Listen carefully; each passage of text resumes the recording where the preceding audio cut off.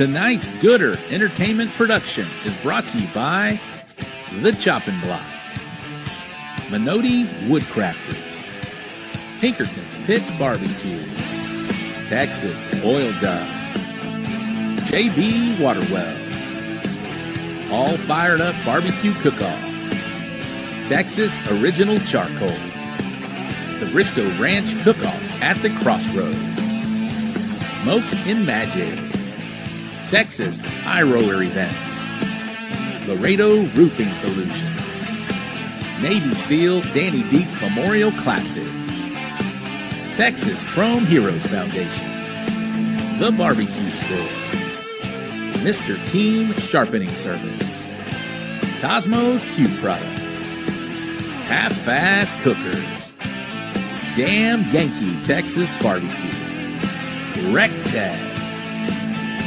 Quattro D Drums, We Branded Promotions, Texas Barbecue Bash, and Bull Printing Wraps and Graphics. Thank you for supporting the So Smokin Gooder Show. You're tuning in the So Smokin Gooder Show. There's a lot of gooder. There's a lot of things that are gooder. They're better. They're gooder. I say they're gooder. They're the most goodest show that there could be. The So Smokin Gooder. Wow, what a good! Has there been a gooder show? I don't know if there's ever been a gooder show than the So Smokin Gooder Show. Wow, what a show! Iran's not having a show like So Smokin Gooder Show. What a beautiful show! There's never been high definition like this going on in this. So, what a great show!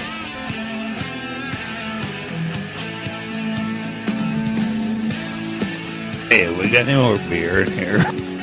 Hey there, everybody. This is Aaron the Retro Guy, host of the Morning Roast Radio Show, and you're locked in to the So Smokin Gooder Show. Give it to them, fellas.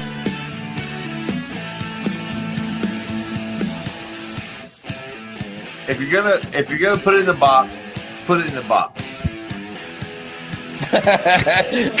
And stamp it.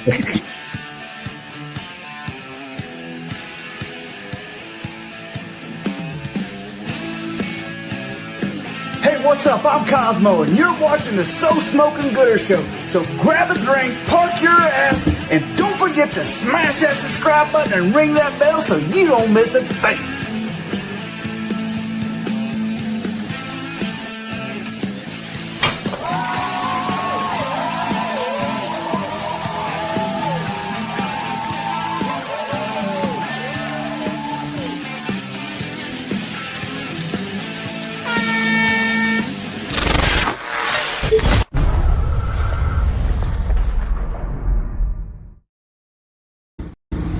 This is Bill Purvis with Chicken Fried Barbecue, and you're watching the So Smokin Gooder Show. Boom. Wow, 9 years. That's impressive. But I'm going to make a prediction. You're going to reach 10 years in about exactly 12 months. Anyway, congratulations, man. And to you too, Ty. And you too, California. What's up, bitches? Aaron Lesley here with Texas Oil Dust, and today you are watching the So Smokin Gooder Show out here in Augusta, Georgia, baby. The weather is awesome. The beer is cold, 29-degree cold if you can't see that. So, guys, I got a surprise for you. Stay tuned. Here we go. Hi, I'm Maya. I'm Elena. And I'm Lily. Hi, Rob. You're watching the So Smokin Gooder Show.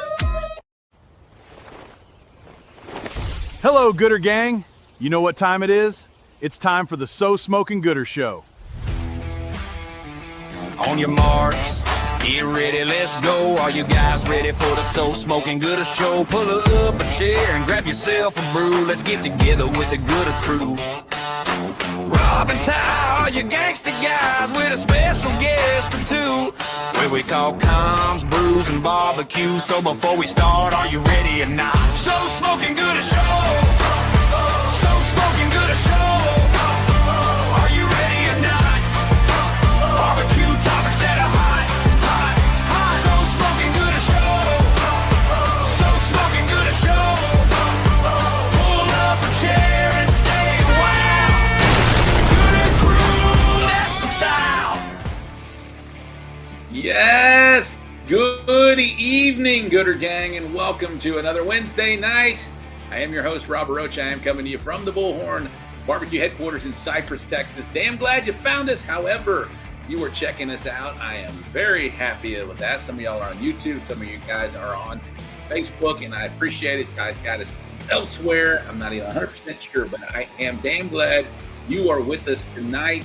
We're going to be celebrating a big milestone. One of my good buddies, Mr. Aaron. Y'all saw him in the opening credits.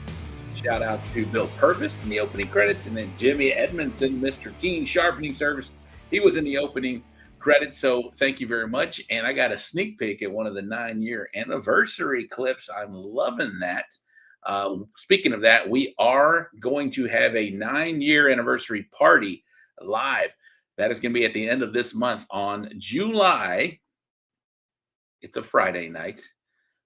It's a Friday night so that we can continue on. July 31st at the end of this month. We're going to be doing that at Grant Pinkerton's place in Midtown. Barbecue in Houston. You will too. We would love for you to join us. We're going to be at the, like I said, Pinkerton's Barbecue. We're celebrating 9 years. We're going to be doing a live show that night on Friday night. And then we're going to take the party elsewhere in Midtown because I think he closes. I don't know. Maybe he'll stay open for us. I have no idea. But we're going to be hanging out there. So if you are in the Houston area, or if you want to come in for this, I'm not going to stop you. But you're welcome to come and check us out. Again, we're going to be at Pinkerton's Barbecue on July the 31st. Next weekend, we do also have another live remote from Acorn Golf Simulation. Yes, this is another good friend of mine named Wade Almazan. He's going to be opening up a golf simulator, not only just golf. It's a football. You can shoot zombies. You can shoot ducks. You can do all kinds of different stuff. So we're going to do a live remote from there. That'll be next Wednesday as well. It's at Beltway 8 and 59 near Pitmaster. So if you're familiar with where Pitmaster is, we're going to be doing a live remote there. So lots of live remotes, and you're going to see this show lots of times out of the Bullhorn Barbecue headquarters. We're going to be doing lots of live remotes, and you've seen me do it from the American Royal, from the Hogs for the Cause, from Houston, all over the place. Where we were just at Blues Hog at the racetrack.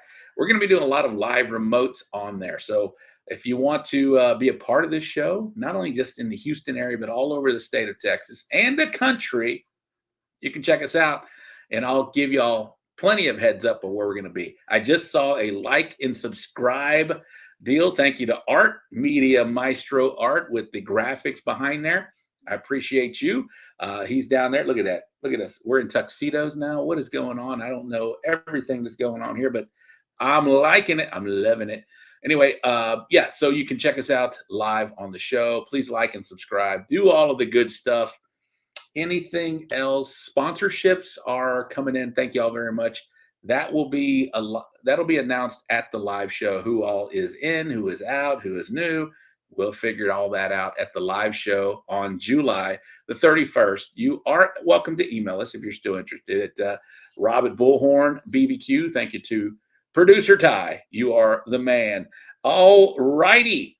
I think that's not the last order of business. I have discovered, I know we're doing some AI stuff, and I'm not 100% on board with everything with the AI. I don't know how I feel about the whole AI situation, but I am loving some AI music, and I'm going to introduce Aaron's song in just a minute. I did post it yesterday, but we got a new song too. Hold on. Let me turn it up, Ty. Ty keeps turning down my music, but we got to jam to this. Let's go, original AF. We the OG on the scene. I don't think I like that. We bringing straight tens on a mission. Barbecue is the game. So smoking good show is the name. Rob on the mic, bringing all the heat. Produce the town, the vid, feel that rocking beat. Maestro art, lights, camera, 3, 2, 1, start. New stuff is coming to the show. Thank you very much. All right, Ty. Get in here, Ty. I know you don't like that. Yeah, I'm not a huge fan of the AI. I like doing things the old school, but like you got to get with the times, and Art is definitely kicking ass, making all that new stuff. But hey, check your mic, see which one. I don't have any bass from you. You got no bass from me? All right, did I just do that again? Ty? Yeah, your camera went off too. It's all right. We'll be right back. Welcome to the So Smoking Gooder Show, where we do a live show. And we sometimes have some technical difficulties. This is one of my favorite intros. I'm going to play it right now while Rob gets back up. Hi, my name's Reagan Brazier of La Pasadena. You're watching the So Smoking Gooder Show. Are y'all high? Because I am. What's up, homies? Kevin Hernandez here with My Pizza Burning. Man, we want to congratulate the So Smoking Gooder Show, Robert Rocha and his crew for 9 years of awesome entertainment. Man, hell of a job, a lot of dedication. We appreciate you guys, and we appreciate what you do for barbecue. We love all the skits, and man, we hope for another 10 more years. Hell yeah, that's what I'm talking about. So while we're waiting on Rob to get back, let's go ahead and say what's up to the Gooder Gang. First in tonight was Teresa Edmondson. Good evening, everyone. Appreciate you, Teresa. Daddy Dutch, good evening, gang. Congrats, Aaron, with number 7. And then Bobby Flay, Food Network TV. Man, I enjoyed last week's show so much. Thank you for having me back. Back, Rob? I'm back. All right. Welcome back. Oh, we got some. I don't know who you got to, but I'm going to do it already. Gooder Gang, thank you very much. I did see Case Hahn in the comments. That is awesome. But Teresa Edmondson, good evening, everyone. Good evening, gang. Daddy Dutch Barbecue. That is not the real Bobby Flay. Chances are, I don't think Bobby Flay is watching the So Smoking Gooder Show, but he could be. You never know. Larry Vaughn, afternoon from the overheated South Jersey, 94 degrees, heading north with another load of them famous monkey pickles. Bobby Delgado, Quattro D Drum Smokers. Thank you, Bobby. Bobby is back with us this year. Texas Barbecue back. Colin is back with it this year. Pitsing me off barbecue. What's up, bitches? Jared McCrory, a big GC this year. Could crack the So Smoking Gooder Show top 10 in the power rankings, which we are going to be doing next Wednesday. Case, if you're listening, come see us at Wade's Spot. Mr. Keen Sharpening Service with a big super chat. These things, my bad. These things go to the top of the line. If you're going to spend some money and support the show, they go to the top of the line. So thank you to Jimmy Keen with Jimmy Edmondson with Mr. Keen Sharpening Service. Howdy, gang. Thank you for the $10 super chat. We need some, Ty, we need some, we need some confetti falling down. We need all kinds of stuff when they give us super chat. Art Gonzalez, heck yeah, it's time, fellas. So Smoking Gooder Show, there he is. That is Media Maestro Art. Melanie Vinson, yes, ma'am. What is going on? Stephen Lozano, how are you? Pit Life Barbecue Podcast, Johnny Maggs in the house. Renee Sanchez, what is up, my man? We've got, who else? Matt Casper, good evening, guys. Lindsey Vinson, a boy named Sue. What is going on? What's up, Gooder Gang? Let's get this party started. Lost in the Smoke. I got to meet Sean and Dan last weekend. What is going on? I'll see them in Hempstead this weekend. Lance Bracco. What is going on? There's Chiefs Barbecue. Case Hahn, happy birthday, Gooder Show. Yes, 9 years. I started with that man right there. Case Hahn. Case, you're going to come back for the anniversary show on the 31st at Pinkerton's Barbecue. I hope you're in town. Let's see. Nicho Hernando, what is going on? Evening. Let's go. Words don't match the lips. I'll fix that in a second. Is that me? No, I think that was earlier. Fixed, I think. Thank you very much. James Miller, what is up, fellas? Uwe Braun, our favorite German cook. Uwe, are you okay? I think I saw something that you might have been procedure. I don't know what's going on. Rob is AI now. Yes, I don't know. I don't know if I am pro AI yet. If they come and take over my show, then we'll be back. What's up, brother? How was your weekend? It was not as good as yours, Fox. There it is right there. Chad Vasquez, what's going on? Smoking D's. Lance Meeks. Donnie Howard, what's up, Gooder Gang? Stephen Oler, what's up, players and pimps? See a bunch of y'all this weekend. John Turner is back, the chopping block out of where are you at now, John? Now I know Victoria is no longer there, but he is in the Clear Lake area. John Turner is in there. What's up, amigos? Top of the evening to you. All right. That is it for the Gooder Gang. We do have a great guest tonight. Ty, are we good? Everything good to go right now? Yeah, looks good. All right, looks good, sounds good.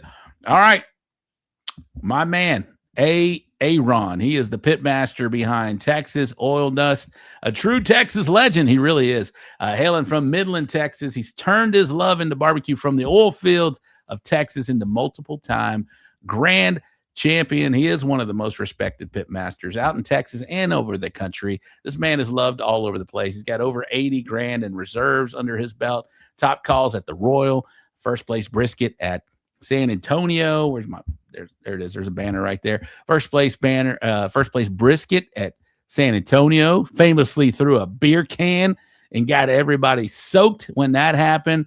And freshly minted qualifier for the Jack. He's got 7 grand champions this year. So that is an auto to the Jack Daniels Invitational. We're talking about our main man, Mr.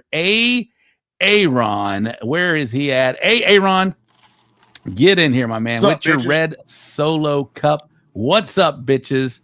Thank you for coming on the show. But before we get to any of that, there's your tune, bro.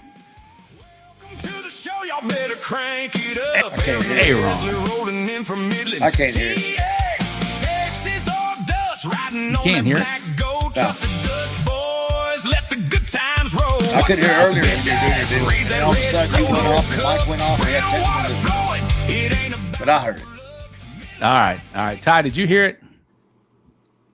Yeah, I can hear it. I think it's because he's on his cell phone. It's all good. That's an iPad, yeah. Oh, there it is. There it is. Man, I'm cheap. You don't have a MacBook. You don't have it. What do you got over there? I see you. I got me a laptop at the warehouse, but I use this more because I got service with this, and it's hard to do things in small oil field towns that you don't have. You need a computer and all that other kind of stuff. So, all right, iPad works. You sound kind of tame. I know we had a little, we'll get over that in a minute. But are you good? Are you okay? I'm good. I'm very relaxed. I feel like it's like a Monday or a Tuesday after a good hot Saturday of cooking, and you're kind of, you're at the house, you're relaxed, you haven't done anything, you just been taking some time off. I feel good. I'm very relaxed. My body has really kind of came down and relaxed a lot more than it was in the last 6 weeks. So, well, let's fill the Gooder Gang in on what's going on in the life of Aaron. You just had the man had a procedure just yesterday. I was with Aaron in Georgia. We both instructed at the Rec Tech Academy back in June. So last month we were in Georgia, and my man Aaron it was hot. It was hot that weekend in Georgia. It was 90 plus degrees, 90 plus degrees, and it was hot. I will say, I'll preface that, but my man came in the morning at like 8 a.m. sweating his ass off, and I was like, sweating. Aaron, are you okay, bro? Couldn't find no air, man. Are you okay? Because he looked bad, and I said, Aaron, what else do you need? Because he was pulling stuff out of his truck, and we were going up a little bit of stairs and doing some other stuff. And I said, what else do you need? I'll go get it because you look like shit right now, boy. I said, where's it? What else do you need? And he's like, I got some other stuff in the back. So I went and left, and I went and got the rest of what he needed and came back into the facility. But Aaron was sweating. He was not feeling himself. In fact, I even told Chef John at Rec Tech, I was like, because he was getting ready to start. And I was like, we may need about 10 more minutes, John. Let's let Aaron chill out for a second. But Aaron, you want to tell the Gooder Gang what was going on that weekend? Yeah. So, not many people know, but a lot of people know that back in 2008, I became a member of the Zipper Club. Old man terminology for having a open heart surgery, and so I had mitral valve repair. Guys, my whole adult life, I've pretty much been in the oil field, which was like on the drilling rigs, either hauling oil or doing whatever, but mostly on the drilling rigs and working the floors, derricks, drilling, pushing tools, cutting, man, and it worked it up. And I had about 22 years in there. So It's like all those times that you're working outside, you're digging ditches, you're using a pickaxe, you're doing something physical labor, you're working out, you're pumping iron at the gym, whatever you're doing, any kind of physical activity. If you feel your heart kind of skip and bump, it's like, and it just kind of jitters. Don't take those things lightly, because you do this for 10 or 15, 20 years, it's going to cause problems down the road. And so last October, I had a little issue. My heart rate was about 180 plus for 7 days. I thought it would go away. It didn't. It felt like I was running a 20-mile marathon. And as soon I went to the hospital, and the only way to fix it is to shock your heart. Now, some of you guys have had this before. Some of y'all had oblations and different things, but they basically put the paddles on you or a pad, and then they knock you out. They put you to sleep, and then they hit the charge, and then they hit you. You come up like somebody having a heart attack, and trying to bring you back. So it resets your heart. It stops it, and then then your heart resets. And when it resets, it's a very hard reset, like you would your phone or anything else, except your heart stops. And then it takes a second, and then it comes back on. So going to working, it was kind of good. But when you don't recognize these little things, these little blips or bumps or extra heartbeats, or, oh, that was kind of weird, or I stood up and got real dizzy, and if you don't notice those things, you can be here. So 6 weeks ago, most of y'all know, well, of course, everybody knows now, but I hit the 7, but 6 weeks ago I had 5. And all I was trying to do was just get the last 2. There's a good shot. And I went to Rec Tech with Rob. We did that, and I was noticing right before I went that my heart rate was really high, and I could not get it to stop. And so by the time I got to Rec Tech, the humidity, it was rough. It would kind of cool down and get back up there. So I felt kind of bad, but I felt good when it cooled off in the evenings. And then we came home, and then I went to Washington, D.C. But in between there, I cooked Brady, and I had to have people help me. Thank y'all very much for the people around me that gave me a hand. They helped load and unload my trailer, or actually load it up so that I could leave, because I couldn't get up more than a couple of minutes. I had to sit back down. I couldn't catch my breath. I thought I was going to pass out. So made it home, called my doctor on the way to Washington, and they said, hey, just come on in on your regular date on the 13th, which was Monday. And I did. Well, I've been fighting this the whole time, to where I keep ice on my head under my cap. I wear cooling towels. And when it starts getting really warm, I make sure I stay ahead of it, keep my body cold, because I don't want my heart to go heavy. And for the last 6 weeks, it's been about 130, 140. But I've had that irregular heartbeat with the AFib and the flutter, and then my heart's trying to pump. So some of you guys know, and I appreciate all the check-ins and everybody, but I don't put that kind of personal stuff out there. But that's get your heart checked, guys. Don't let those things go away, because right now I got shocked, and I felt like I've been running a 10K marathon for 6 weeks, and I'm just now, my ribs are sore, my back's sore, my legs are sore, but it's from all the breathing, And they checked me for clots yesterday morning, and they did that surgery, or not surgery, they did operation where they did that procedure. They reshocked my heart again, stopped it, and then let it reset. And right now, things are looking in the upper, 75% range. Good. So just take it easy and relax and do a little work, and then get some rest. So don't take this stuff lightly, man. Men's health is important. It absolutely is important. And I'm 50. We're all getting up there, right? A lot of the guys that watch this show or participate in competition barbecue, there's some younger guys in there now, but a lot of us 40 plus people that are getting into this game and at this time in their life is, I've saw something. It's like, you do sports earlier, then you go into barbecue, or you go into history, or you do some other bullshit, right? Boating, whatever it may be. But this is what we do. But yeah, we are getting older. Take care of the, you mentioned some signals that you were starting to have. Yeah. And I just didn't know they were signals. I didn't know that was something to look for. The other day, last Thursday, before we went to Altus, Oklahoma, I picked up 2 chickens, and I always weigh the chickens at HEB, because the stickers never match the weight. And you know what about a 4 or 5 pounder kind of weighs. So all I did was take 2 chickens, go to the produce section, weigh them, find the one I wanted, and then go back. And I had to put 1 chicken down and lean over the middle gondola with all the ribs and stuff, because I was fixing to pass out. And that's all I did, was just carry 2 chickens. So that amount of exertion is all it took for me to go into AFib, and my heart and everything was going irregular. So I kind of stood there everything got back to where it needed to be, and then I just got my chicken and left, but it don't take much, Damn, bro, that's pretty serious. Just carrying a couple 5-pound birds, and we're all guys, man. We're little. We put things off and we don't get things checked. But I'm telling you that I had open heart surgery in 2008. I've had the shock twice, and my valve will last about another 5 years. I have to get that changed with an artificial valve. So those are not things you want to be messing with, as you get older, because you want to enjoy your life. So if you got any kind of little things, y'all go get checked out, man. Don't put it off. It only costs you $150. Well, that's great. Like I mentioned, we're all getting older. Check out when you start seeing some things, and get yourself checked out, because, bro, Thanks, it sounds man. like you were pretty extreme there on the on the. Well, I was where not it was going to at. stop. I wasn't going to stop until I got the season over with. So I would wait till that's how we're stubborn. But I wanted to wait and focus on it, and then I would deal with it. It took me 10 hours to rig my truck back up to take the Jambo back home. That's what it would take. But I wasn't going to stop, even though I felt bad. I still powered through it to try to get that 7, so I could hit that goal before I got to where I got shut down. So when we were in Georgia last month, you were sitting at 5. I was sitting at 5. Sitting at 5, and you're experiencing this, and I, like I mentioned, I saw you were sweating profusely. You were in pretty bad shape, but you powered through that. You won that day.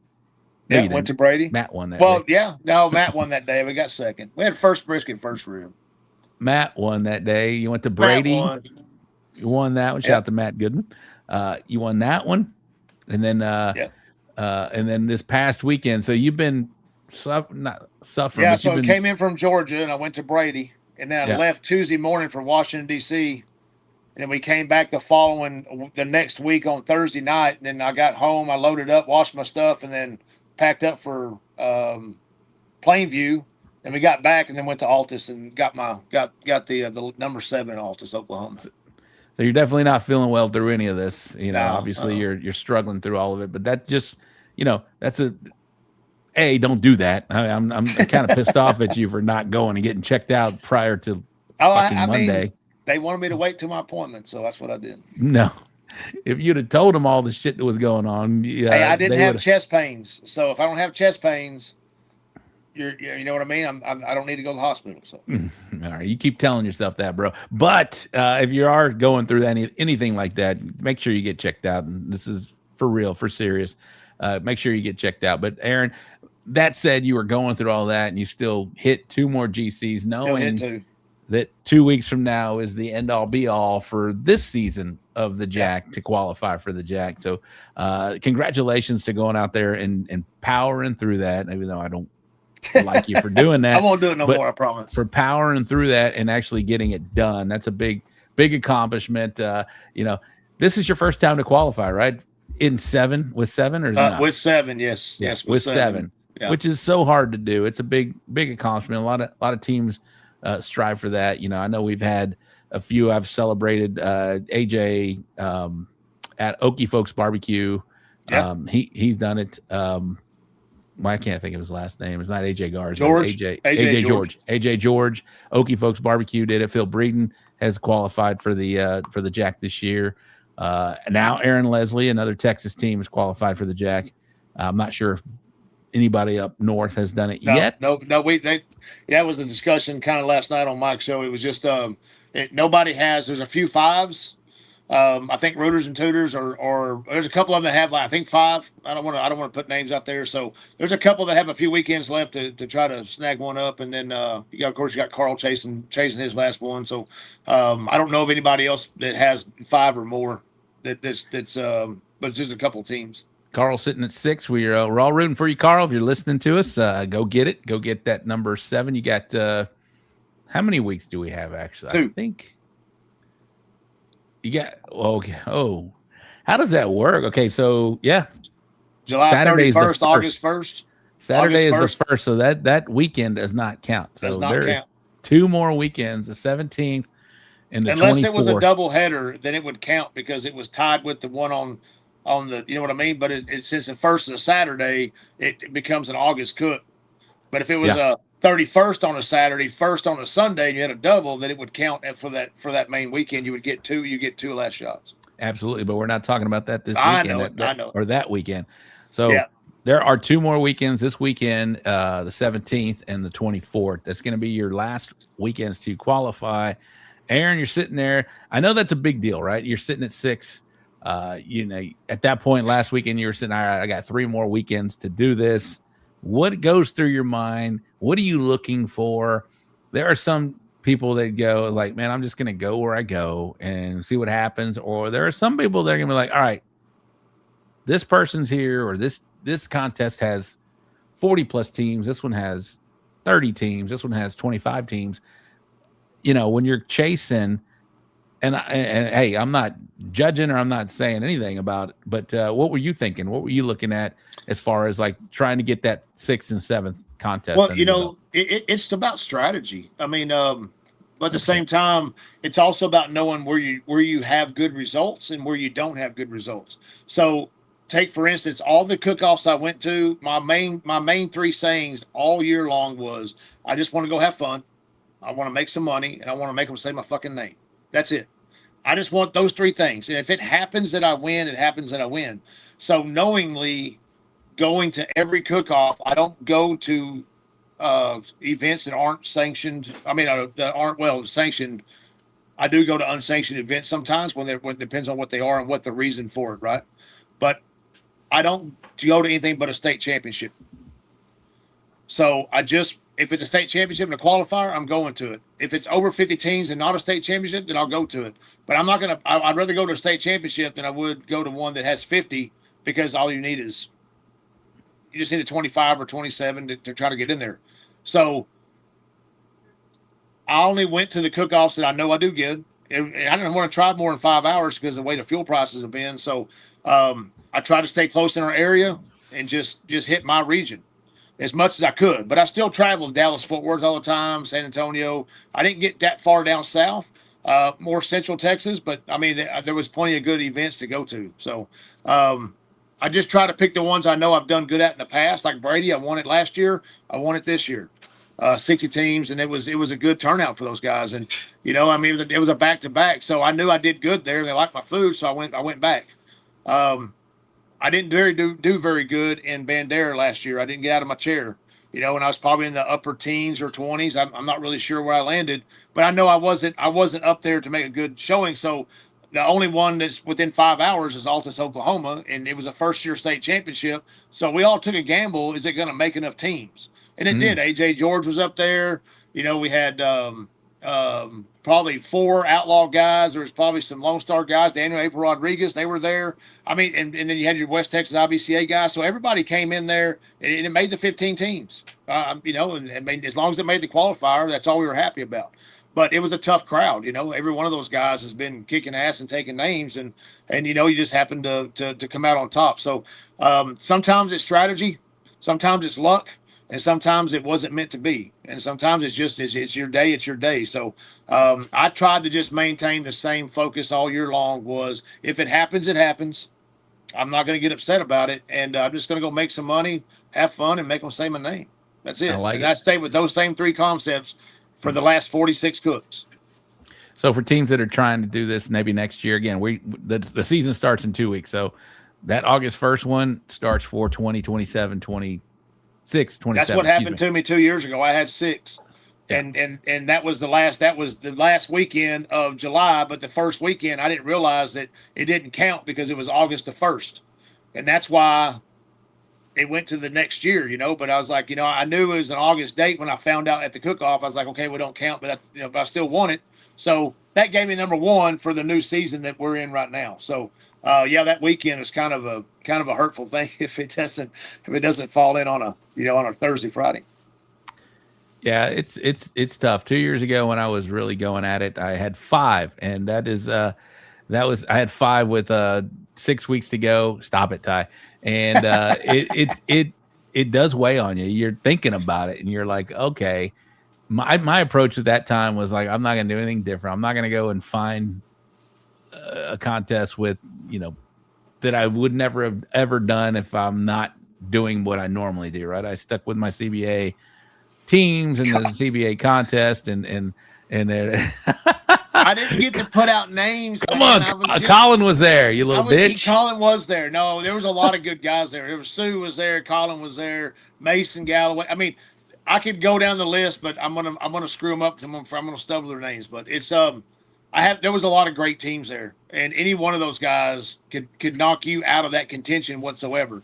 It just so happened that first place moneymaker just came on in. And, my point is there's strategy behind it, like you mentioned. Like my boy Carl right now, he was at a contest in Bandera. I think they had, I don't know how many teams. They had a lot more teams than where we were in McDade, right? He could have come there and done something like that, and who knows what happened there. Shout out to Jared McCrory. He wound up winning it, and that might not have changed, but there's different strategy to doing it, but if you're really going at it, maybe you start your strategy month 1, right? Instead of month. So that's 10. what I did. I started because everybody has their year that they're cooking, right? They come on strong at a certain time, they fall off at a certain time. So whatever the time of year that you're a good cook at, that your recipes are really hitting on all cylinders, that's when you need to focus on all those cook-offs that are it's too hot, so no one's going to them, but they're making qualifier. Or whatever. Just plan your year early and find out when you're the best. Because if you're not a very good winter cook and you're trying to hit all these cook-offs in the wintertime, you have to make yourself better, or you're just going to keep not getting where you want to be. So everybody has a certain time of year they're really good at. So, I started early. I had 4 going into December. So, I mean, with the 4 in December, all I had to get was the 3, and it was just it just takes some time because you come on at a certain time. You're a stronger cook at certain times of the year. And I come on about March or April, and that's where they started coming from. All right. So for people that haven't been to the Jack, you have been to the Jack, right? This is not your first opportunity to go there. How many times you been out there cooking? I have qualified 3 times. 3 times. Okay. So this is your 4th time? Or this is my 6th time to go. I've been on my own. I've been with Paul and Bell last year, and I went with Big B the year before. So that's 2. So I've been on my own, and Gary and Corey Robertson. Gary Robertson and Corey Herring, they got chosen as a wild card before Dustin and Julie did. So I went with them, but I've had 2 autos and now a number 7. Okay, so this would be your 3rd one as Texas Oil that's going in, right?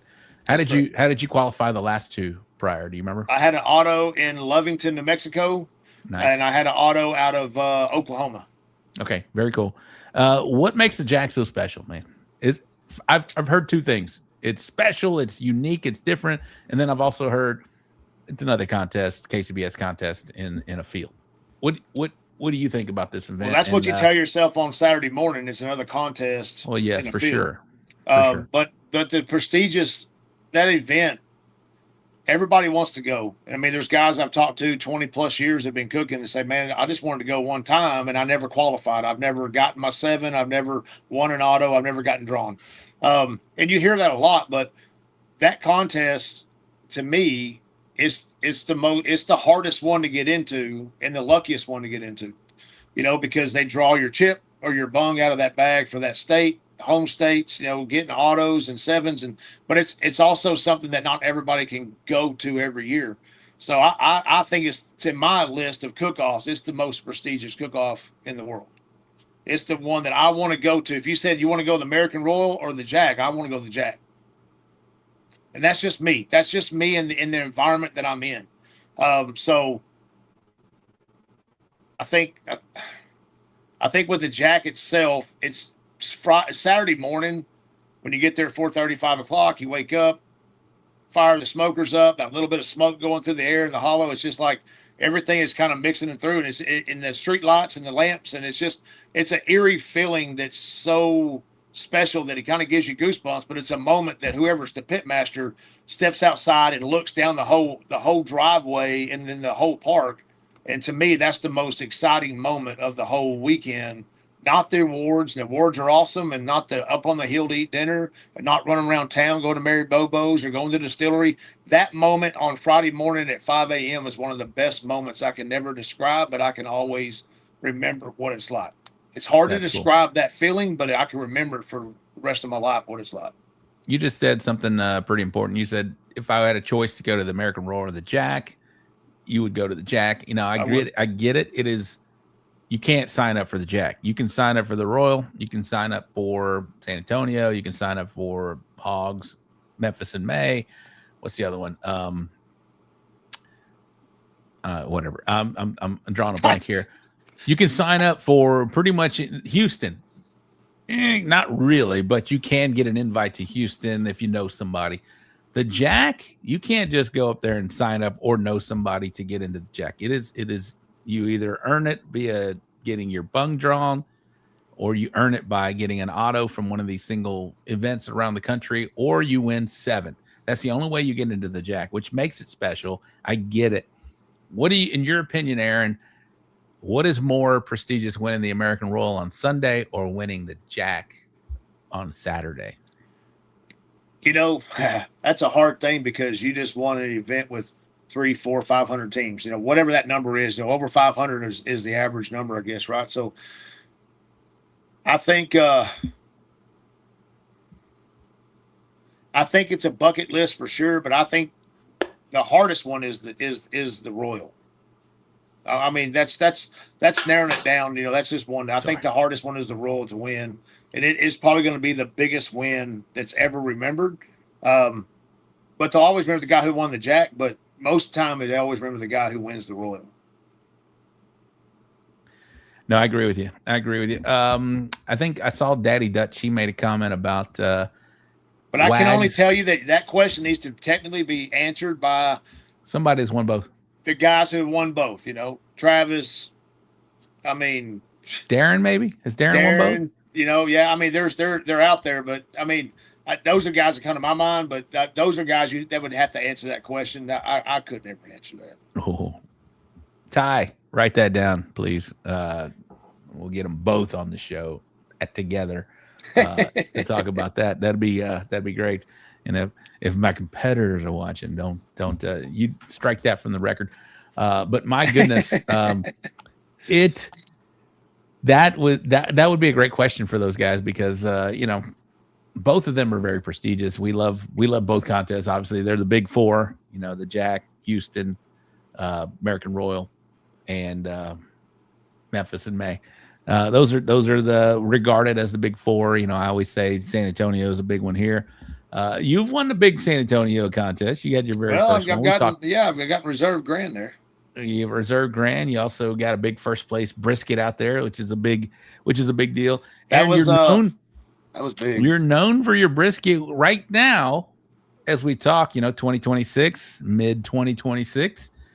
What's hitting for you? Obviously, you just got 7, so I think they're probably all working for you. But is there one that you're feeling really, really good about that we can talk about? My brisket is still there. It carries me every time. Every time I get in a situation, the last probably 3 or 4 cook-offs that I've won, chicken has been upper high level, but ribs and brisket really just put the score down there where I got that win or top 3. So I mean, our brisket is still my most pride and joy. The biggest thing that hits for me. Chicken's starting to come back in play a little bit, but it's just different. Things are because I don't cook one organization in one area. We cook all over the state. So, and I say all over the state, I don't get to make it to the Houston area very much, and I don't get to make it South Texas. But I cook in majority of 75% of the state. And, trying to hit chicken all over is tough. It either works great at a certain south of I-20, or it doesn't work very good north of I-20 up to a certain point, then it falls. So you're trying to play that. But brisket is my clutch. I haven't changed that recipe, but a few small tweaks in 9 years, and it's just a good brisket. Always carries me through. Yeah, and so what type of meats are you cooking? I know obviously you're. I know you cook different Midland organizations, and maybe some have different competition. But Midland Meat Company has my 100% loyalty to them. They I love their briskets. You can always choose a brisket versus where you're going. You can get a great marbled prime, like it's just super marbled, and go take it to just a good CBA contest, right? And it'll do great. But you take that to another smaller contest, it might not do good, right? So you can kind of pick and choose your briskets. The redder they are, maybe for a smaller town cook-off, and maybe the more marble they are for a bigger cook-off. You know, you can choose what you're buying, because sometimes Say that one more time. Say that one more time for a smaller town cook-off. What? Yeah, so like if you're going to an older town, right? Like, so when I start doing Central Texas, some of those towns that are older, just the older environment, right? Not Austin, Waco, where it's new and thriving and kind of going. So those older towns, they like different, different types of food. A drier chicken, a moisture chicken. They want a less sauce, more sauce. So you don't know where to go. You just had to put a roadmap in your back of your head. Like, okay, I know I did this and I did this last time. So when you go to your older, smaller towns, they may not be as up in date as they may not like that higher, richer Wagyu brisket. So if whatever you're cooking, you can choose the meat you're taking by the marbling on it, and you don't have to take a more marbled brisket to Goldthwaite, Texas. It may not need a more marbled brisket. It may need a less marbled brisket because it tastes more like what they're used to eating over that area. And if I took a Midland Meat Company, it may be first place and it may be third. But how you cook it and what you do, that's all going to be in that mix. But you don't always have to have the best marbled beef where you're going, because it may not be what they want. So you got to play the odds a little bit. A good prime here, maybe a good, like Jared said, a good choice there. But I only cook Midland meat. I've only cooked 3 Snake River Farm briskets. I did 2 at Houston Rodeo this past year with Jamie Gear and those guys, and I did 1 black gold. I think that was a Snake Black back in like 17. That's it. So I cooked when you meat get like since. a case of briskets, obviously we all do the same thing. Ribs, whatever it may be, we'll lay them out, right? You'll lay them out, and you're like, all right, these are the guys that I really like. These are the ones maybe not so much, and these are trash, right? Mm-hmm. Are you taking some of those? Are you obviously you rate them just like every one of us does, right? So maybe you're saying some of these smaller town briskets, some of the older towns, right? Are you taking some of maybe you're ranked number 5 out of 10? No. So ribs come across 3 ways, right? They come across really highly marbled. Mm-hmm. You know what I'm talking about, that zebra stripe that runs down the side of them. Like when you look at it, there's no big chunks of fat. It's just good zebra white stripes of striations going all the way through. That's a good marble rib. Mm-hmm. I love those. And when you find them, man, you want to hoard them up. At the same time, you get those fatty ribs, the one that has these big, lean chunks of fat going down between the rib bones, and you got that little fat cap on there. That's a good old school rib. I mean, that's just a good grocery store old school rib. So I look at the contest that I'm going to. I want the best looking rib because I want it to stay. If it's a Lone Star, I need it to make 2 rounds, maybe 3. So I might choose off of that round. But if I'm going to a smaller town, or not a smaller town, but an older town, and it's a IBCA or CBA where they have accumulative judging, I may want to go with that fattier rib because they're going to get that one bite. And then when they get that one cut off of there, I want to make sure they're getting all that good flavor. So I want to play in their mind. I want to hit them in their stomach and go to their heart. I want to put a memory in the back of their head so I can pick and choose what rib I do and I cook with, because sometimes you're not going to find that badass rib, that one that's all striated out. So you can carve some of them out, or you can have a fatty, thick rib. So depending on the sanctioned body is the thickness.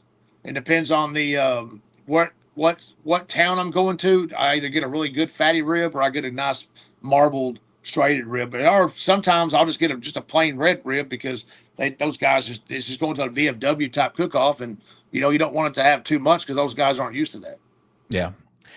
You're one of the unique cookers that cook any sanctioned body. There's a few of y'all out there that will go and I get it. You're in Midland, and so you basically cook what's out there available to you as well, right? So yes, that's another aspect that you're looking at when you're weighing, money and travel time and whatever it may be, payouts, whatever it may be. But you're also looking at location. How far is it to go to do a cook-off? And a lot of those are IBCA. Some of them are Lone Star, Outlaw, CBA. Yeah. What is the difference that you have seen as a cook that's done all of them, that's done well in all of them? Is there any difference in your approach, or is there any difference maybe in what you're expecting, the competition level, whatever it may be. What can you give the Gooder gang a little insight into? Well, I can tell you that it took me about a year and a half, 2 years to start getting calls in Outlaw. And I like Outlaw. I love all the guys up there. But it took me about a year and a half of cooking Outlaw events, maybe 10 or 12 events, to start figuring out the way they judge. And so I had to change the way I cook, not the recipe. I had to just change the way I cook because of the way that the way they project their boxes on the table. Not everybody chooses the same way. Some are the top 10 or the top 20, move on to round number 2, whatever their final table is. And then it's off of a number system where some is just the top 5 on each table. So if you have the top 5 boxes on table 1, table 2, table 3, and they're going to the final table, I got to figure out, it took me a year and a half at least to figure out how to get on that top 5 box. And it's not always about flavor. So every organization has a different way of judging. CBA, it's to me, it's the best way. 6 judges, drop the score. The way the weighted system is, it puts you where you need to be. And I love CBA. I loved it ever since we first started it. IBCA, they just changed over to their scoring system from 5 to 6, so now they have 6 judges drop a lowest score. I don't know the weighted part of that, and I'm not worried about the weighted part.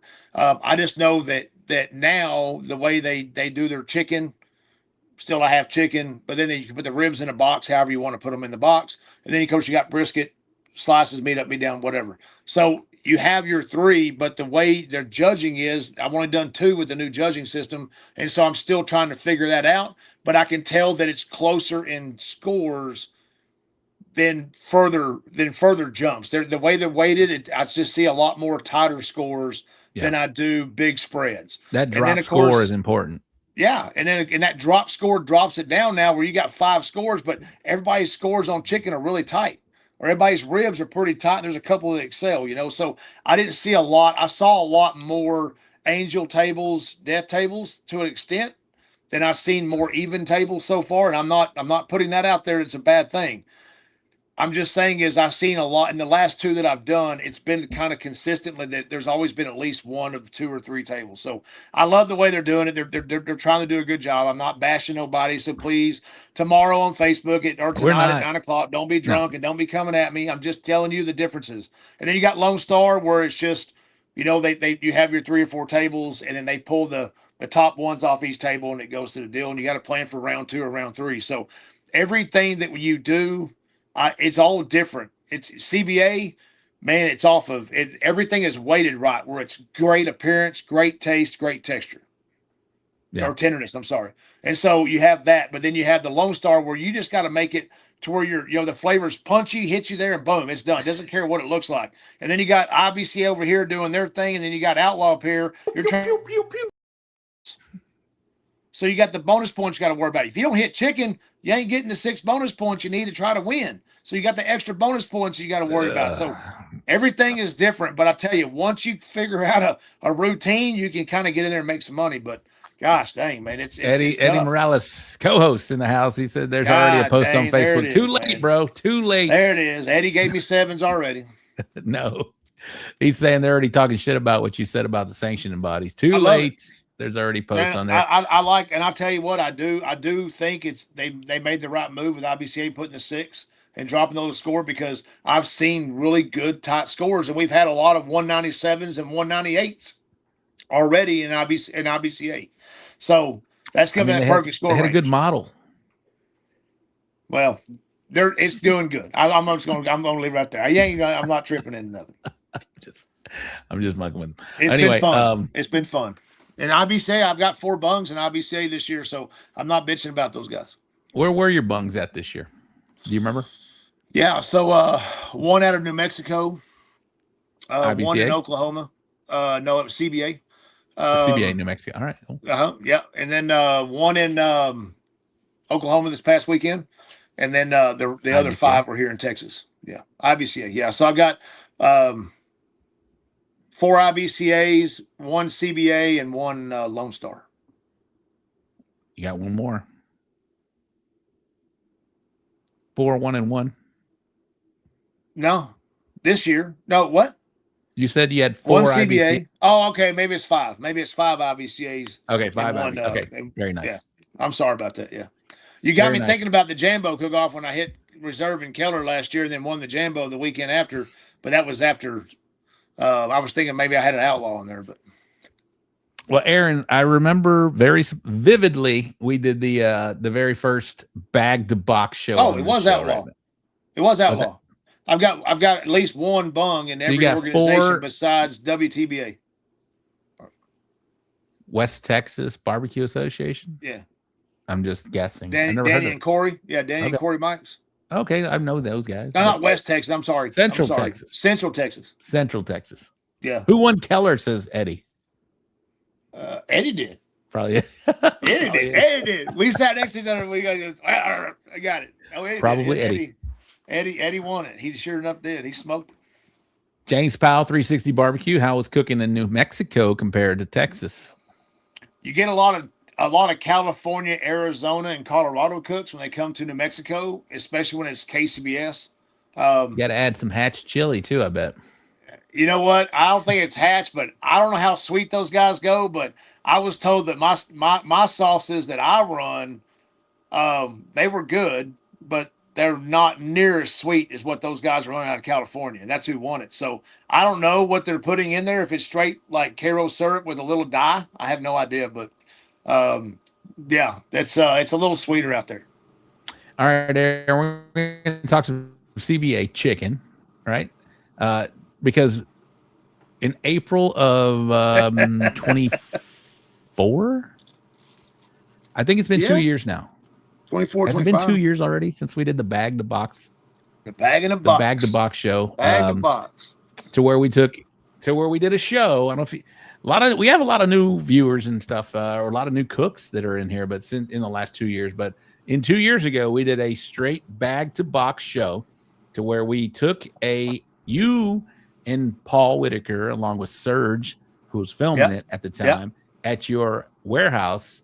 We took a bag of chicken from the cryovac bag, and you trimmed it, you seasoned it, you injected it, you did everything to it, you put it on a drum smoker, and you cooked it, and we boxed it all in 2 hours.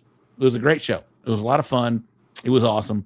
It was actually very insightful. A lot of good information on there. I remember Paul getting drunk as shit on that show, eating your chicken as you're trying to box it. Wings, it was so much fun. Fucker. He was eating your wings as he was trying to box it. It was so much fun.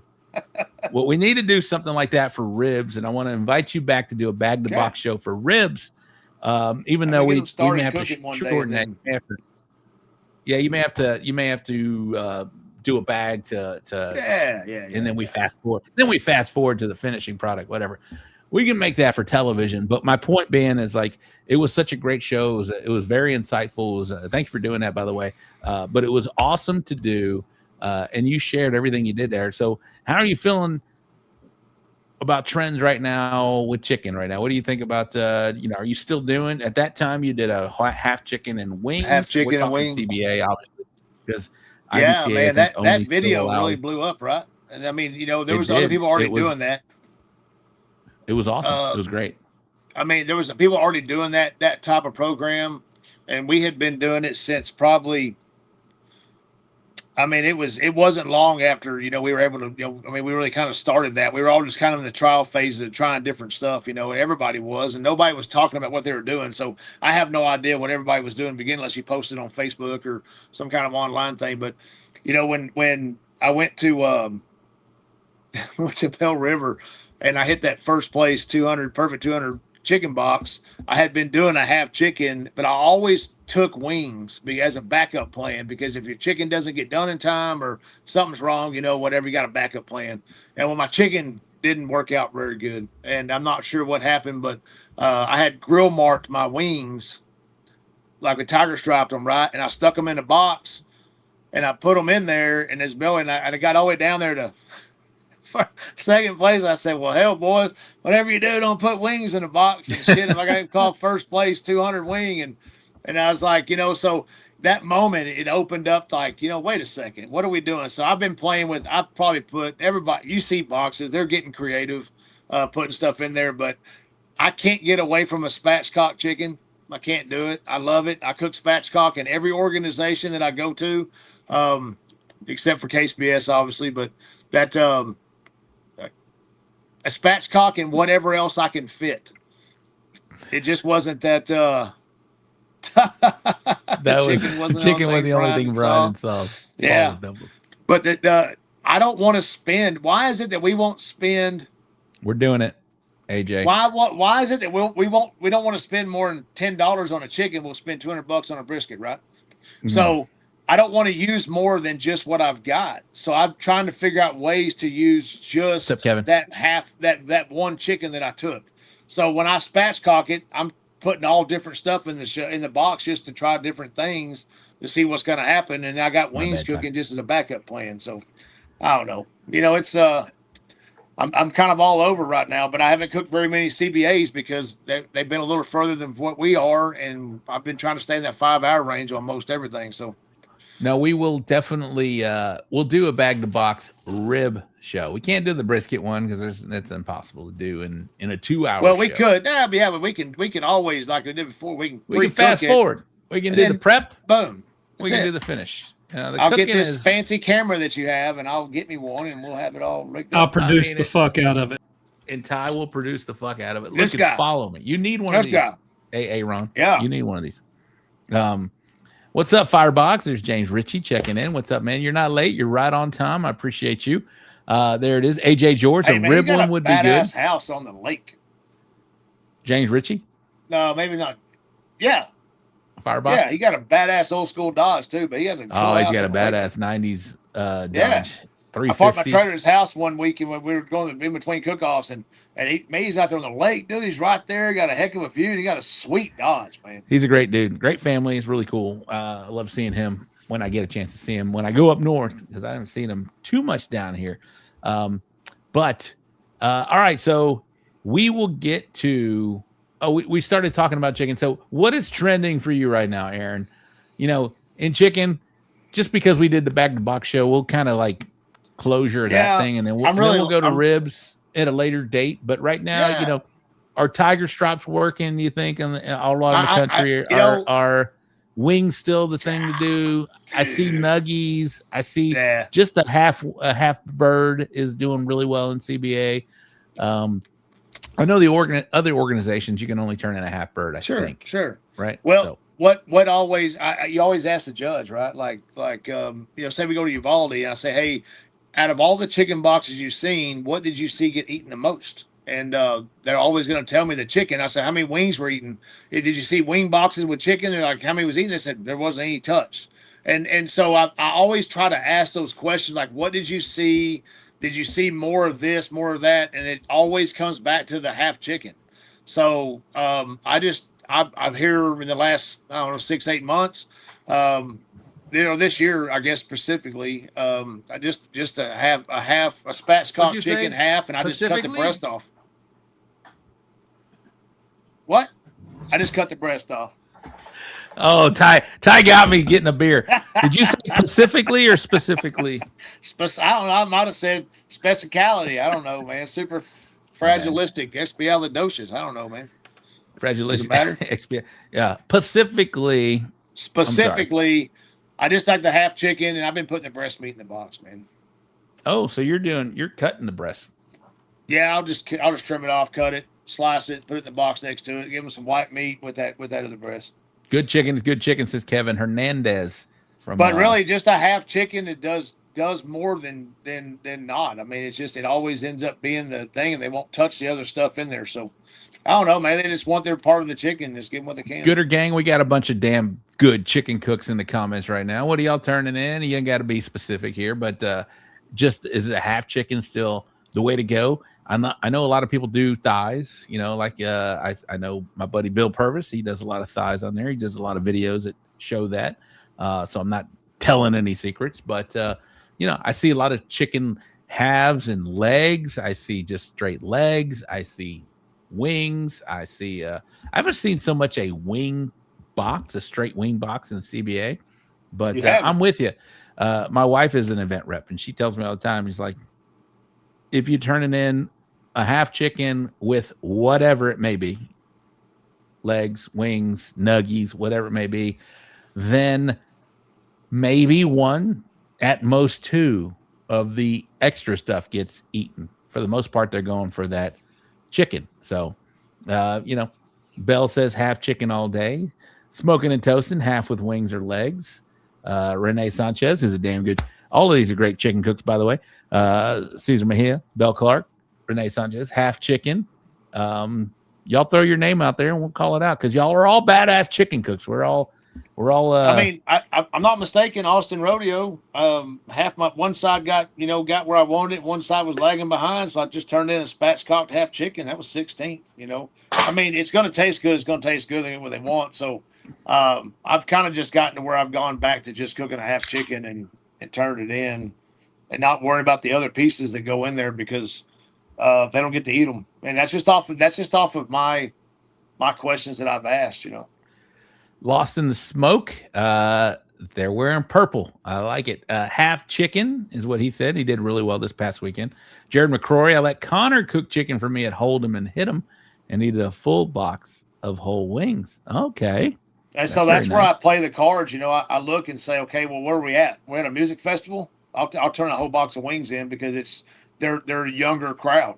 The older crowd, they don't want the wings. They want that dark meat, a little bit of white meat. They want to be able to pick and choose where they're at. So I choose what contest I go to is what I put in the box. Kevin Hernandez, I've turned in a full wing box for a while, and it's 50-50, either first or last. Okay. James Miller, half chicken all day, thin line barbecue. G Walls, what's up? What's up, my man? I haven't seen him in a while. Half with some soggy, buttery strips now. Okay, like it. Half chicken, Teresa, redheaded cooker. Jared McCrory, I think it was 16th of that wing box. James Miller with the tip. Okay. All right. Well, there's your problem right there, James Miller. You'd have scored better without it right there. Texas Bobby, Colin McElrath, half, and butter bath wings. Daddy Dutch, 95% of my comps are KCBS, so no wing. Wait, so wings, thighs are a combination of the two. Excuse me. So wings, not no wings. So, I mean, I like talking chicken, man. It's to me. I mean, what do you do? I've heard people say it's the easiest thing to cook. Well, I've heard people say it's the easiest thing to cook. To me, it's the hardest thing to cook. It's the most finicky thing to cook because there's a thin line of, being under, being over, whatever it may be. So, and then now there's so many different cuts you can turn in. So it's a different. I like what you said tonight, Aaron, and I'm going to take that and put it in the back of my mind about the smaller, older towns versus the newer, upstart, younger. And I can think of some towns that come to mind, but some of the older ones that, you mentioned Goldthwaite. I'm thinking that was one that we cooked. I can't even think of the town name because I don't go to it very often, but it was an older crowd, a lot of older people there.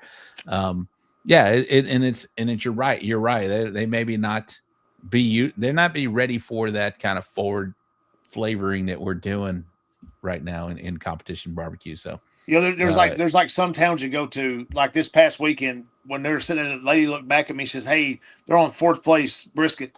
You haven't been called yet." And I said, "No, ma'am, I haven't."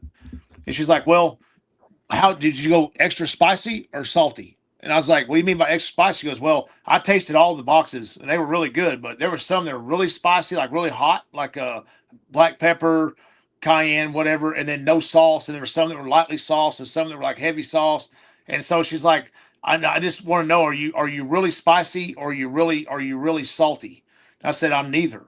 And she's like, "Okay." Well, then it got down to first place. They called me for first place brisket.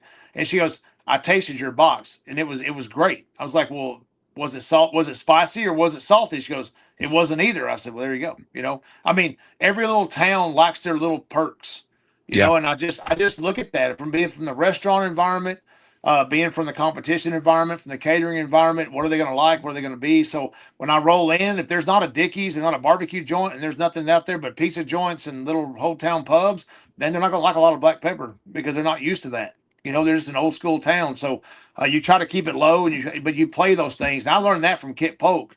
what type of wood to use when you cross the line, when you cross 35 and 10, or when you cross this number and that number, what do you want to use? And they want more of this up here. They want less of that down here. They want, so those are conversations we had 10 years ago. Yeah. And it's just, those things resonate. So I kept those lists in the back of my head, like, they didn't like this last time, so let me just go the opposite way this time, and you look at it, and sometimes, though, you're just doing too damn much. They just don't want that. They just want good old plain barbecue. You were also one of the first ones to talk about summer versus winter and the flavoring and stuff like that. So first one that I knew, and you came on the show and talked about it, this was 3 years ago you started mentioning that. So Jared McCrory says #wingtips matter. Jared, I'd like to see your last 2 chickens, first place chickens. It does matter. Did they have the wingtip, Jared? I don't think they did. We will find out if he decides to share here. Love cooking around Bill Miller's barbecue. Lost in the Smoke says #wingtip. All right. I like it.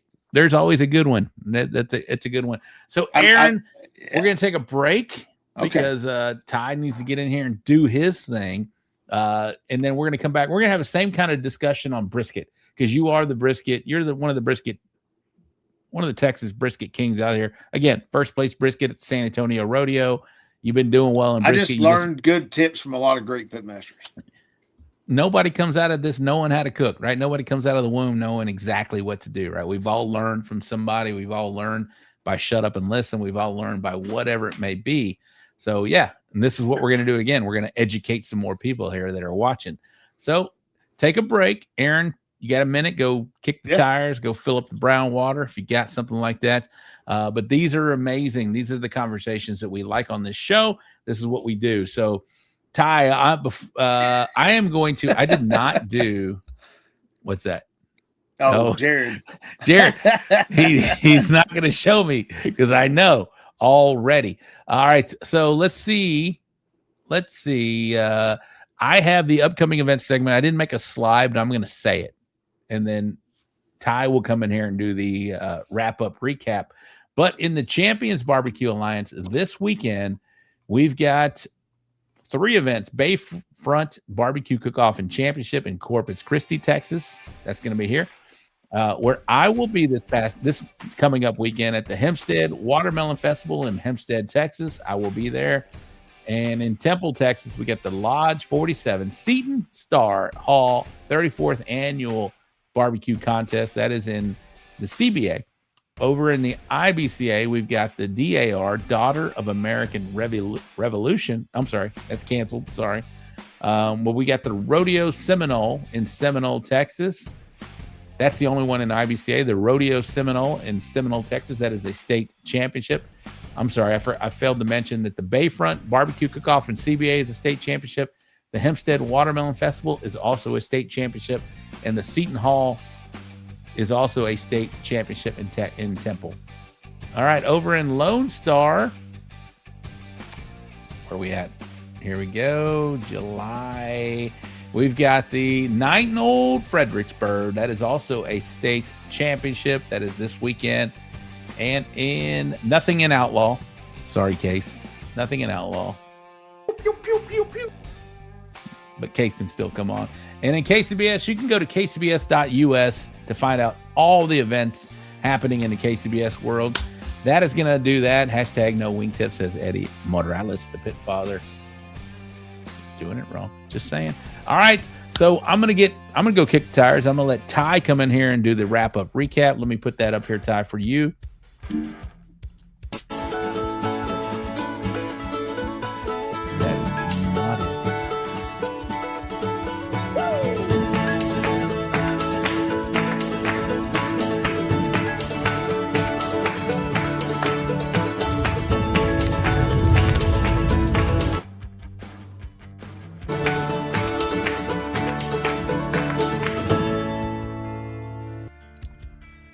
I love it. I love it. Thank you very much, Ty. All right, the wrap-up recap is processing right now. Once it comes up here, I will put it up there. Playing around with that rooster juice. Calcutta have been my brisket go-to for years, says Armando de Luna. All right, Ty, you got it. I'm going to go kick the tires. I'll be right back. All right, we'll kick Rob out there for a minute. Over in the Champions Barbecue Alliance at Bandera Chamber of Commerce, the grand champion was Turned Up Barbecue, and the RGC was Tracy and Jimmy Spruill with Kick and Cash Barbecue. Over at the McDade Water Festival, the grand champion was Jared McCory. We said you'd hear his name later with Barefoot Cookers. And the RGC was Rockin' with Barbecue. Over in the IBCA, the Buckles and Badges, the grand champion was Brandon Perryman with Always Forward Barbecue. Go, Brandon. Appreciate you, man. And RGC was Reedy Sanchez with Double S. Over at the Great Plains Stampede, the grand champion was Aaron Lesley with Texas Oil Dust. What's up, bitches? Aaron Lesley here with Texas Oil Dust, and today you are watching the So Smokin' Gooder Show out here in Augusta, Georgia, baby. The weather is awesome. The beer is cold, 29-degree cold if you can't see that. So, guys, I got a surprise for you. Stay tuned. Here we go. Hi, I'm Maya. I'm Elena. And I'm Lily. Hi, Rob. You're watching the So Smokin' Gooder Show. All right, and the RGC was Brian Coltier with Rope and Choke Barbecue. Over in the Outlaw, you got the JNC Barbecue Ribs and Rides. The grand champion was Eric DeShazno. And sorry if I messed that up. And RGC was Joe Poteet. And, of course, Lone Star, the Star Land and Livestock Cook-Off. The grand champion was Chris Herring with Rojo Gringo. And the RGC was David Leffler. The KCBS, the New Jersey State Barbecue Championship, the grand champion was Bees Q. And the RGC was Boggs Hogs Barbecue. And you can also go to kcbs.us to see everything they got coming up. I think we got Rob back. You good, Rob? I want to appreciate everybody. If you want to get some boxes in, a lot of people ask, they want specific people to judge their boxes sometimes. Hit me on Martin Ty Cobb on Facebook Messenger. We'll get your box on. Appreciate you. I am back, Ty. We are back from the kicking of the tires. Ty, get in here real quick. Yes, sir. I know you had to have some experience with what Aaron was saying earlier at the top of the show about have some health issues, but it is very important for everybody. We're getting older. I mentioned our gang, our gooder gang. We're getting a little older. We need to take care of ourselves. What were your thoughts on what Aaron was saying earlier? Well, I remember when Aaron was losing all the weight, I was going through the same weight loss thing, and, big guys, I think he's taller than me. He's like 6'2", 6'3". Us big guys, we really got to take care of ourselves as we get older. But I appreciate everyone that, helped me when I was going through stuff. I have a heart monitor loop, so I understand the things he's going through. And, with all the load out, load in every week, it's cool to see the barbecue community come together and help him. And that's kind of miraculous to hear that, he was sitting on 5 when he was at Rec Tech with you. And then, less than a month later, he won 2 while going through all that stuff. So, big up to Aaron Lesley, still doing it. And in perfect, roughneck fashion, he said it doesn't matter. And his heart's going to have to explode for him not to work and do the business. So you got to appreciate the dedication to the craft.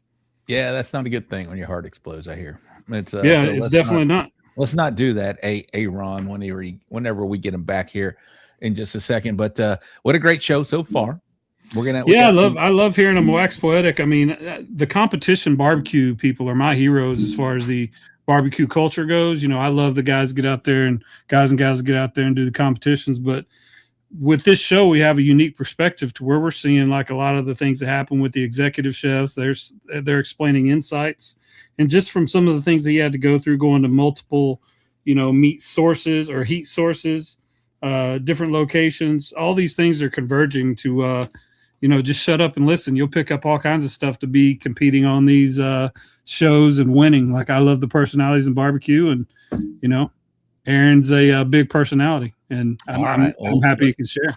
Let's get him back. And Ty, if you have some boxes, somebody's Ty, we'll get some boxes in tonight with Aaron and myself and Ty. We'll do the rate my box here in just a minute, but we got about 10 minutes before we get to that. So you have a little bit of time to send those boxes into Ty, and we'll get them on here. But Aaron is back. Aaron, what's up, my man? How are you? Is Aaron not back? Yeah, I think he lost his sound. Oh, okay. We're good. We're good. But how many boxes do we have, Ty, going into tonight?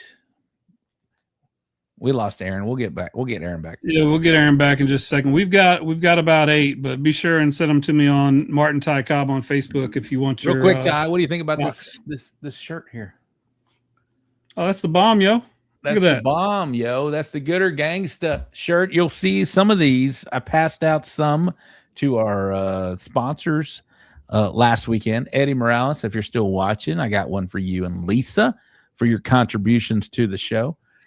Being a co-host of the show, I got some for you. But if you're the store is not on live yet, but if you're interested in that, we're going to have hats, we're going to have shirts, we have different designs here coming up real soon. You're welcome to look out for that. We'll come out. Aaron, oh, there he is right there. We got sorry, man. I don't know. It just went boom, and I was back to the main log on screen. It just completely shut me down. I have no We're idea. good. I got a black one for you, my man. I like it. Thank you. I love the part of that. Gangster. Thank you, James Miller. Yeah, they'll be available real soon. But I just want to give them out to our sponsors that are supporting our show first. And then, but not only that, we got some other designs coming. Got some really cool hats. The hats y'all see me wear, those are going to be available real soon. When I say real soon, I'm talking about by that 9-year anniversary show, we'll have some for sale out there. So we appreciate everybody involved with the show, and thank you for supporting.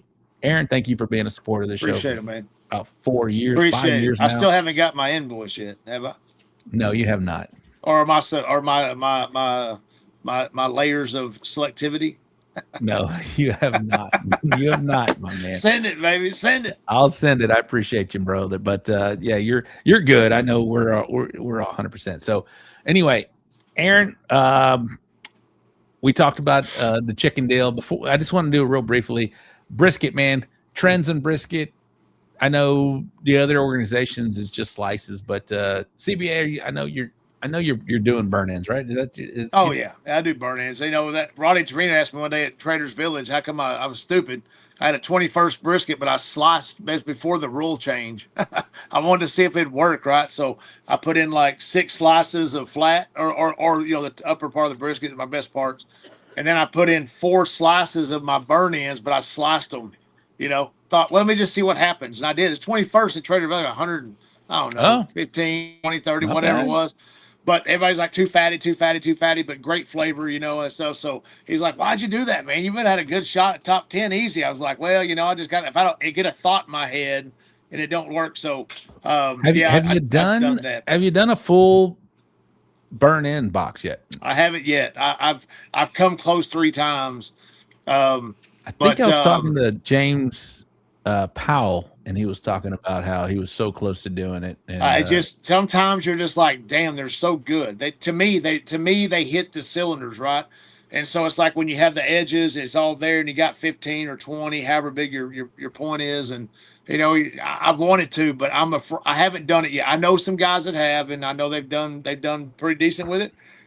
I still have to hit the average number, and I'm afraid if I turn in a box for CBA or even KCBS, that they don't have that slice in there that they kind of want instead, So I don't know. Fox said Big O's done it, and he think he got last at a cook-off. I'm not scared to do it, but I have to hate my slices and love my burn-ins before I do it. And I loved both of them last week. I hit a 5th, but it wasn't great. Well, I found out the hard way in Washington. Don't turn in burn-ins. I had a fantastic brisket. I mean, it was great. I mean, if it had been a CBA contest, I probably would have been first place.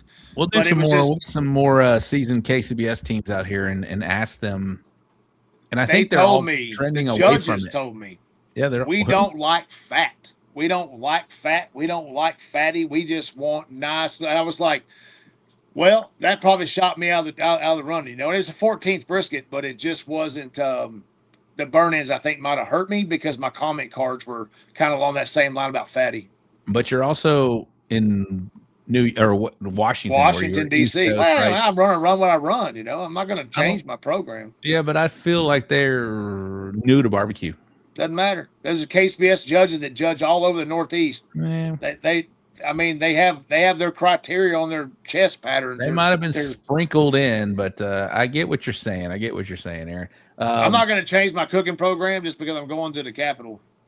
Armando de Luna had to do it at the Royal one year, and it was like 43rd. That's pretty strong. I'll take a 43rd as long as the other ones hit better, right? So, all right, Aaron. Pineapple on pizza.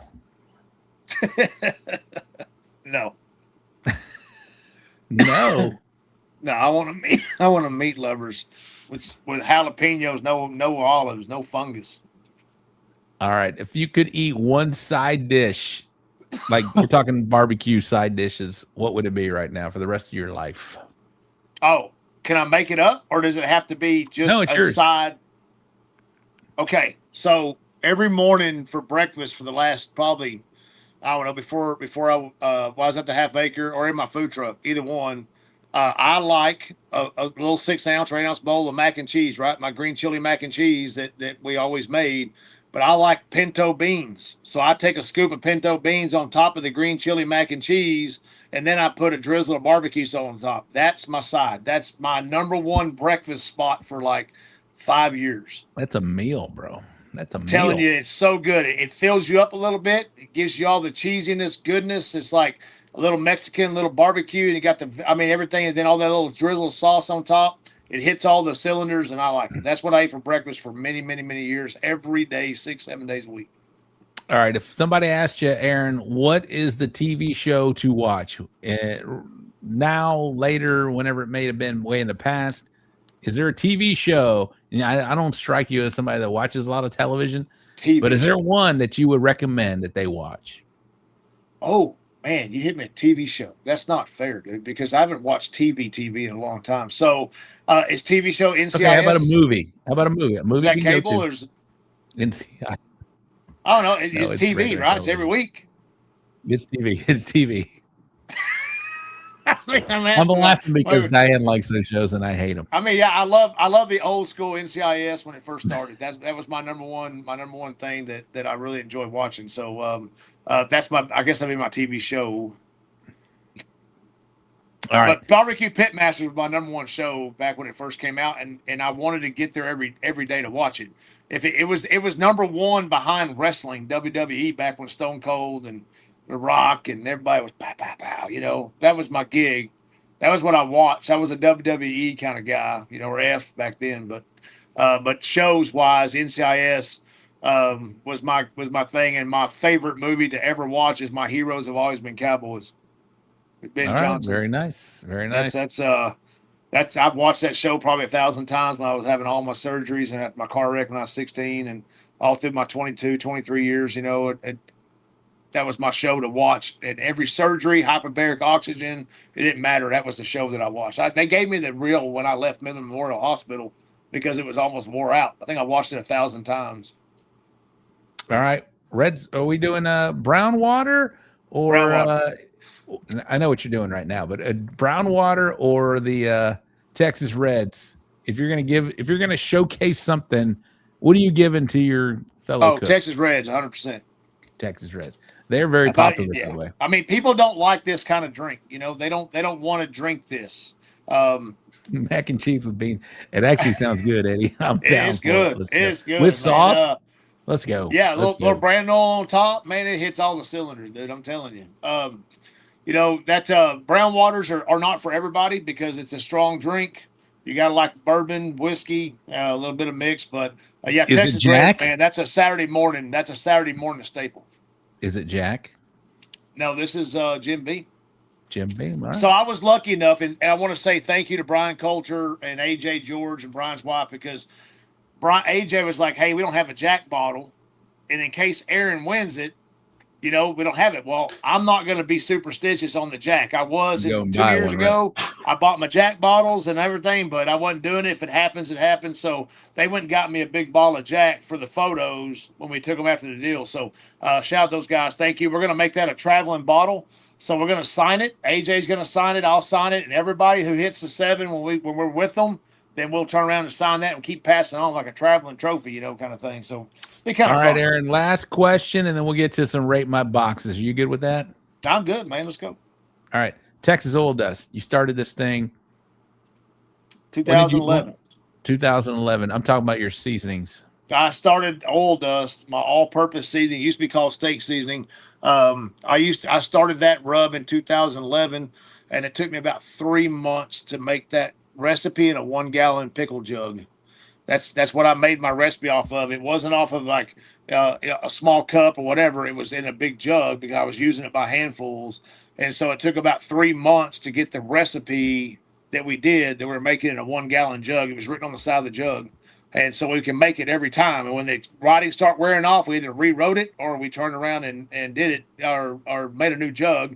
But we used pickle jars because we had a barbecue and steaks and everything else. So, in 2011, I started the recipe of Oil Dust. And in 2015, I became trademarked and opened up in the first 2 stores, Midland Meat Company and the Outdoor Chef in Lubbock, Texas. So you started in 2011, and we're talking 15 years ago. 2015 was 15 became 11 years ago became what it is.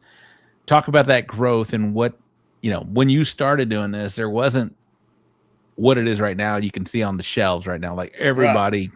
There's the rubs are kind of few and far between. There's a lot going on right now. So back then it was different. Right now, what are you most proud of, man? What are you most proud of from starting that in 2011 to really becoming what you have become in 2015 to now? You've got multiple rub lines, you've got sauce line, you've got pickles, you got all kinds of different things going on with Texas Oil Dust, and you become a brand, a Texas powerhouse brand. When we talk about, when people mention Texas barbecue seasonings, it's kind of natural to roll off the tongue Texas Oil Dust. And what you've done and what you continue to do, going out there and competing and doing what you do, what are you most proud of from your brand, your seasoning and sauce and everything brand? The one thing that got me into this was it kind of fell in my lap, and being able to go out and cook some good food for somebody and show them that they can have a better meal than what they had been getting before was something I was proud of. So my most favorite accomplishment with my company is that I have been able to bring joy and happiness through food to everybody, through their stomach into their hearts, right? And so I've been able to use my company brand, my seasonings, my flavor profiles to give the best experience in which I want to give you, that I know how to give you, and I've been able to feed a lot of very good people and make them very happy through their hearts and their stomachs, and that to me is the most important thing that this company represents. It represents. It's not how good you do in competition. It's not how good you do on the Texas Top 50. It's not how good you do anywhere else. Did you make the people happy and they love your food? And if that you can do that, they're very excited about that, then that makes me happy. That's my biggest accomplishment. Making people happy through their hearts, with food, and I can't replace that. So everything else is good.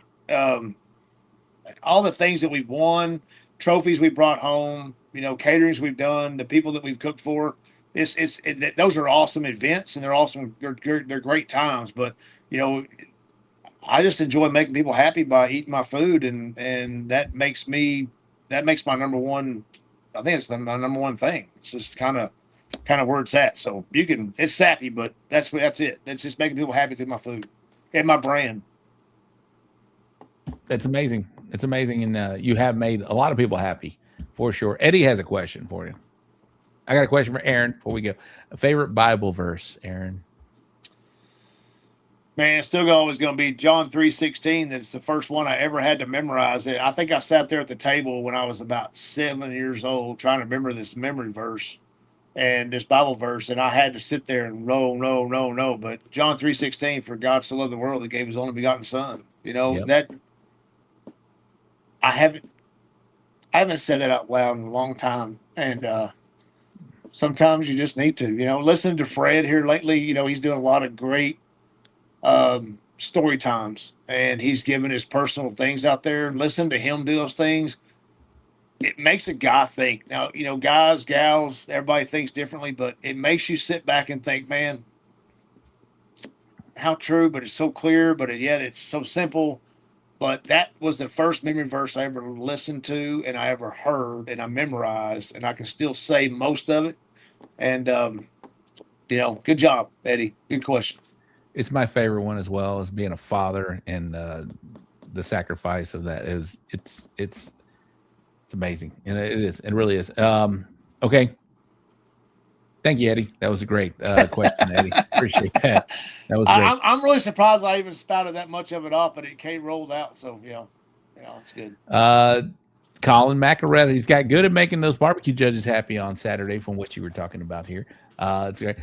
Jared McCrory, best pickles on the market. Thank they you. are Thank you, amazing. Jared. Brian Fox's Rooster Juice Buy 'em is up, the guys. shiznat.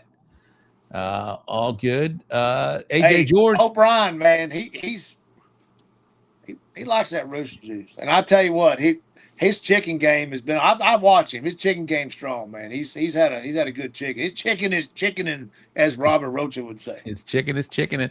AJ George, my wife wants to pre-order a gallon. Have you thought about bottling that stuff, bro? Texas Reds. It's on the mix, man. It's in the wheelhouse, Mike says if beans are on any other side of my plate, they're getting mixed in. That's good. Texas Reds, hell of a start to a cook-off. Absolutely. Ron, I need you to make me a double garlic Rooster Juice. Hey, man. You need to speak. Just man, I got something to share with you. All right, there we go. Rob, let me know when the new shirts. I will let you know. I'll let everybody know. It's gonna look badass on a black background, man. I have them on black too. I know you. That's a cool green, dude. That's that. It's a bluish, baby blue, baby. Oh, you're talking about the green in the shirt. I love the green on the bottom, man. It really pops out. I ordered this thing. Wait, let me go over here. I ordered this thing and accidentally, but I'll just keep it up there. Why not? It's too big for anything else. So whatever. It's all good. Hey, man, I'll tell you, when I was doing the Bloody Marys, one day, I can't remember where I was at. I was like, you know what, man? There's guys that they don't drink, like Eddie doesn't drink, Bill doesn't drink, Fred doesn't drink, and they don't ever get to have a Texas Red. And this is before, I think it was the Kerrville cook-off last year that they had for 26, or 25, and I was like, I need to make a virgin. And then we went to Austin Rodeo, and I tried at Kerrville, but it wasn't quite right. But I did it at Austin Rodeo, and we were talking, and Eddie drinks those lime waters, man. I think it might be the 1855s, it might not be anymore, but so I cracked one. I used it instead of alcohol, and man, I'll tell you what, it was pretty solid. I mean, I don't know if Bill got to drink one. I know Vanessa, I think, did, but he might have had the non-alcohol, and Eddie did the same, and then Vanessa had one. But anyways, it was pretty stout, dude. I think I could have turned in and got a walk with that non-alcoholic with the lime water. So it kind of puts the sparks in my head. But yeah, I've got a Bloody Mary mix. The Texas Red will be hopefully rolled out in 27. We're gonna see how things work. It's the packaging, man. It's all about the packaging. The name is already out there, bro, and it's good. It's Texas out there. Red. Yeah, it's hard. It's already Texas Reds. Texas Reds. It's great. And because of the Texas Reds, I am going to play your song one more time before I know you can't hear it, but that's all right. I got it on my phone. Welcome to the show. Y'all better crank it up. Aaron Lesley rolling in from Midland. TX, Texas or dust, riding on that black goat. Stop putting it back on me, Ty. I'll tell you what, though, if you want to hear a really good one too, guys. It says, "What's up, bitches?" There's also one on my play on TikTok, and we got some pretty cool things. I think Rob and I have got some pretty good ideas. We're fixing to really kick this sumbitch up into a whole new market. Yes, we are. Yes, if I get if Laney Wilson just call me back, we'll be good, man. That's all it's good, man. It's really good. I got her number. I will. You may have your caller. You knew a guy. All right. See, maybe they call Shane and get Laney. I'll have her call you. It would be all right. I'll have her call you. We're good. You want Ella to call you too? I can make that happen.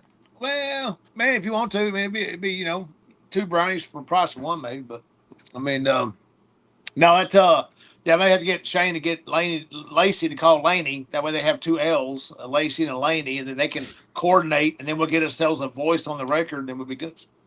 All right, last song. This is for Ty. Welcome to the show. Good gang, rise up, let's go. Original AF, we the OG on the scene. Shut up and listen. We bring you straight tears on the You ought to see it till on my end, it's completely like muted, right? So I'm just seeing You can't hear nothing. Y'all are just doing this. That's all I see. I hear nothing. Oh, here's where it jams.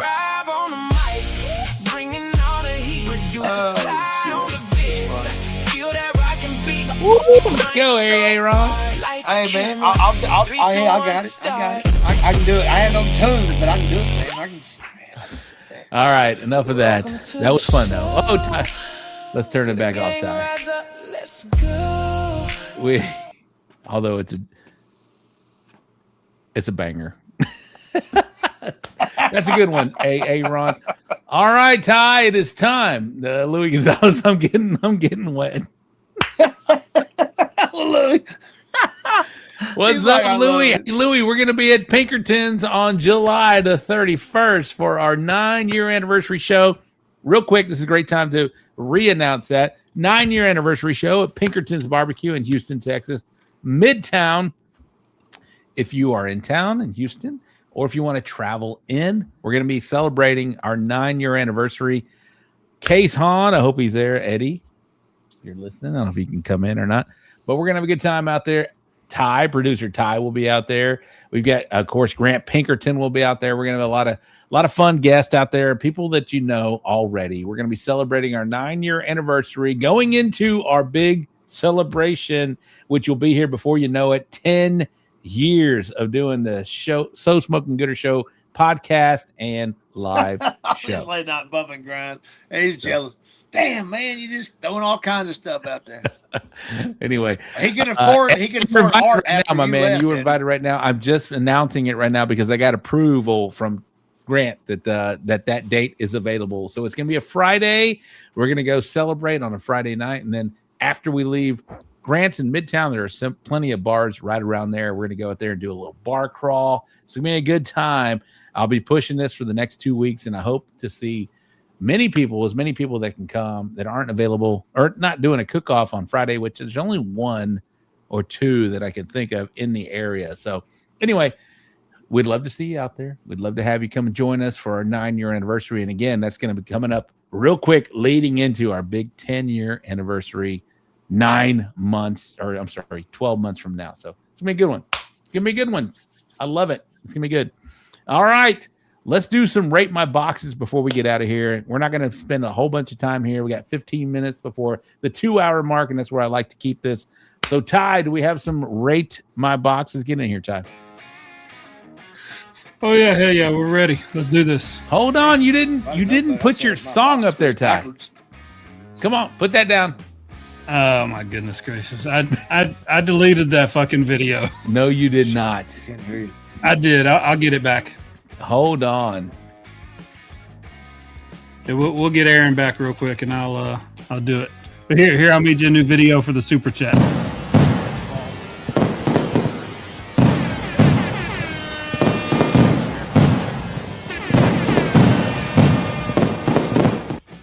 All right, where did Aaron go? But he was having audio problems there. Yeah. All right, Aaron, can you hear me? Yeah, I don't know, man. You put the picture on there, and then y'all came back with no voices, and all of a sudden I hit mute, came back, and then boom, it just took me straight to the message. All right, Ty, go and put the picture up. We'll rate it. All right, Gooder Gang, y'all know what we do here. 10 is very good. 9 is okay. 8 is fair. And 7s are personal. That's how we go here. So we got a brisket box here. I'll let Aaron go last. I'll go second to last, but the Gooder Gang chime in. And let's be quick. We'd love to see a lot of comments right here. A lot of comments. 10, looks good, G-Walt. Brian says, okay. You are invited. My first invite. This was the first time I announced it. Aaron will come back here in just a minute. We'll get him up here. But Sam DeMera, what's up, Sammy? How are you? 10. James Miller, 9. I don't think Aaron can hear you. Not yet. I think he's coming right back. He just checked out and checked back in. 10, Daddy Dutch, 10, even though the 2 slices are a little uneven. Okay, I see what you're saying. 10, Brandin. Shouldn't you go to bed? Oh, it's summertime. My boy Brandin, it's summertime for him. Colin McElrath, Texas Barbecue Bash, sponsor of the show. 10. Thank you, Colin. Donnie Howard. There he is right there. Twisted. Donnie. Send me a text, Donnie. Send me a text, please. Eddie Morales, 9. Teresa Edmondson, 9. All right, before we get Eddie back in here, I'll just go. Not Eddie, on my bad. Aaron, before we get Aaron back in here, I'll go. That's a 10. Not going to kill it. I like it. That's a 10. Looks good. Maybe like to see a little more au jus on the slices here, but I like the layout. I like the color. I like everything about it. I can tell that it's going to pull apart. That's a 10 for me. All right, next. Lost in Smoke, 10. Belle Clark, 10. Back slice too low, but she still gave it a 10.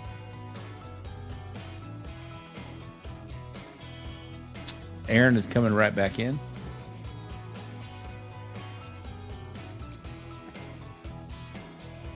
All right, we got us a chicken box with a wingtip, which is fine. If you're going to do a wingtip, make sure it looks like this. Tuck it back. Don't cover the breast. Ty, what do you think of that brisket? I like the brisket. I would give that a 10 as well. But lots of people like that one. It seemed like though. I was going to say Pitfather gave it a 9, so it must have been a good box, right? It was a good box. And Pitfather gave it a 9. Absolutely. Oh, he's back on the 8s here. He said that wingtip is crazy. Let's see what we got here. 9, don't like the wings. Chicken by itself is a 10. AJ, thank y'all. Oh, that was his box. Okay. Colin, 9. Bell, 9. Too much, I feel like. Okay, 9. Lost in Smoke. Teresa, 10. Donnie, 10. Daddy Dutch, 10. Sam DeMera, 10. Aaron, what do you think of that brisket box before we judge the chicken? Aaron can't hear me.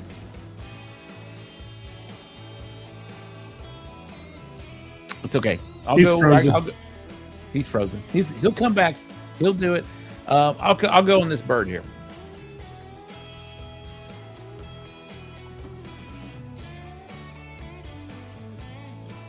I like the color. I like the viscosity. I don't mind the wingtip because it's not covering the breast. I do like the bass boating.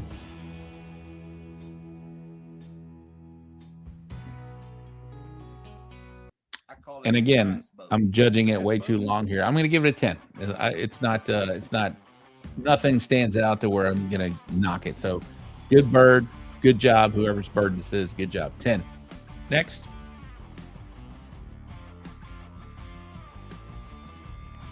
I guess it's just me till we get Aaron back.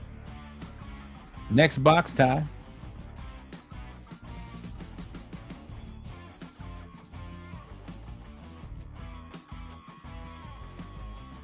All right, we'll let the Gooder Gang chime in before I come back in here. Aaron, are you back? Nope. We'll get Aaron. We'll get Aaron back. All right, Gooder Gang. Ty, let's put that chicken box back up. We'll let the Gooder Gang chime in. Hey, Ron has checked out of the chat. Brandin is out. Good night, boys. I guess it is bedtime for him. AJ George, 9. I think this is the old box. You guys chime in real quick. We have just a few seconds, and when I say a few seconds, we got about 16 seconds, and Ty has not heard this.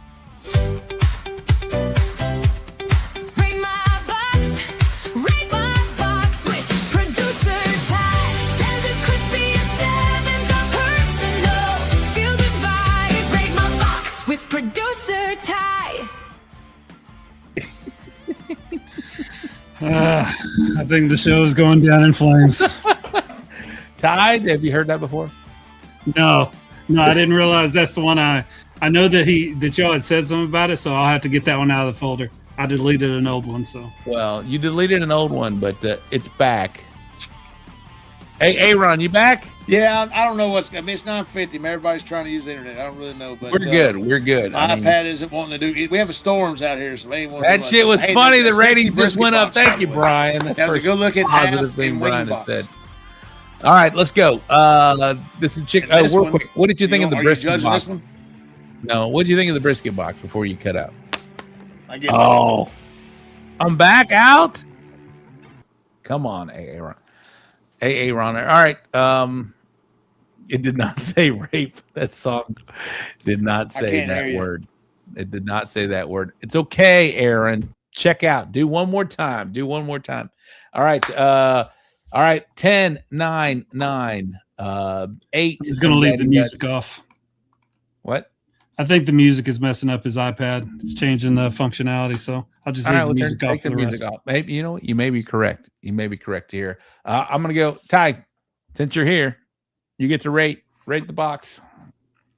I mean, you say if you leave the wingtip on to burn it like that. I like the way this box looks, so I'm going to give this I'm going to give it a 10. I like everything about it. Like maybe the foil is not perfect, but like I think it looks great. You know, I give it a 10. I wish the bird was bigger, but I'm loving everything about this bird. Even the wingtip. Like Ty just said, if you're gonna leave the wingtip on, you got to char the tip, and this is perfect. I see bass boating. I see viscosity, which I like. The color is perfect. It's a 10 viscosity. Yes, sir. All right, good job on this chicken, whoever.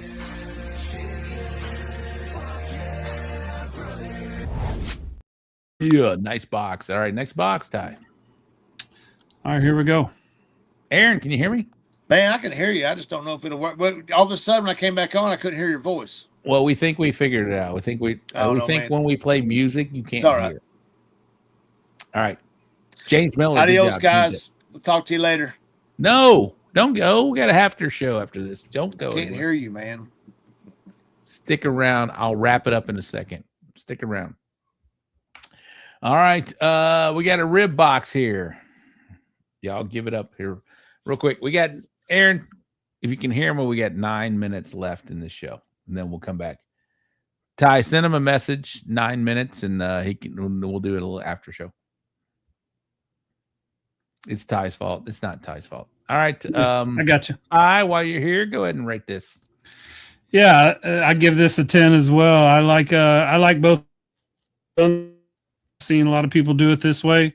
Make sure to put the little ridges in there so you can see which way the box orientation is. This looks like a good box. I give this a 10 as well. Okay. I am going to give this I don't like this box. I'm sorry. I don't like this box at all. I'm going to give it an 8. The color's good. I'd like to see more bass boating.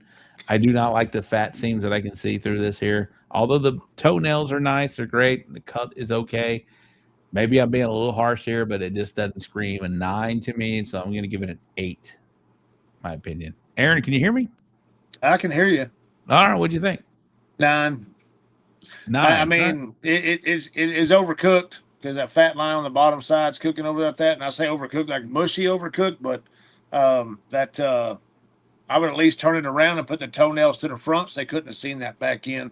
Whatever blemishes you have, you want to the back because the judge is going to open the box up and you're going to see it from the hinge back, and you're not going to see like where the tabs are. They wouldn't see that, but now you showcase that in the very front for them, everybody to look at.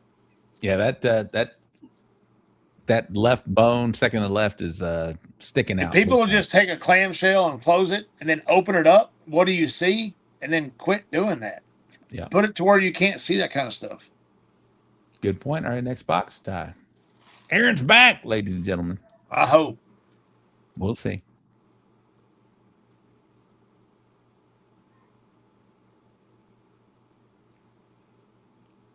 All right, Gooder Gang, do your thing. We got this. Ty, pick your next best box, and we'll get out of here, my man.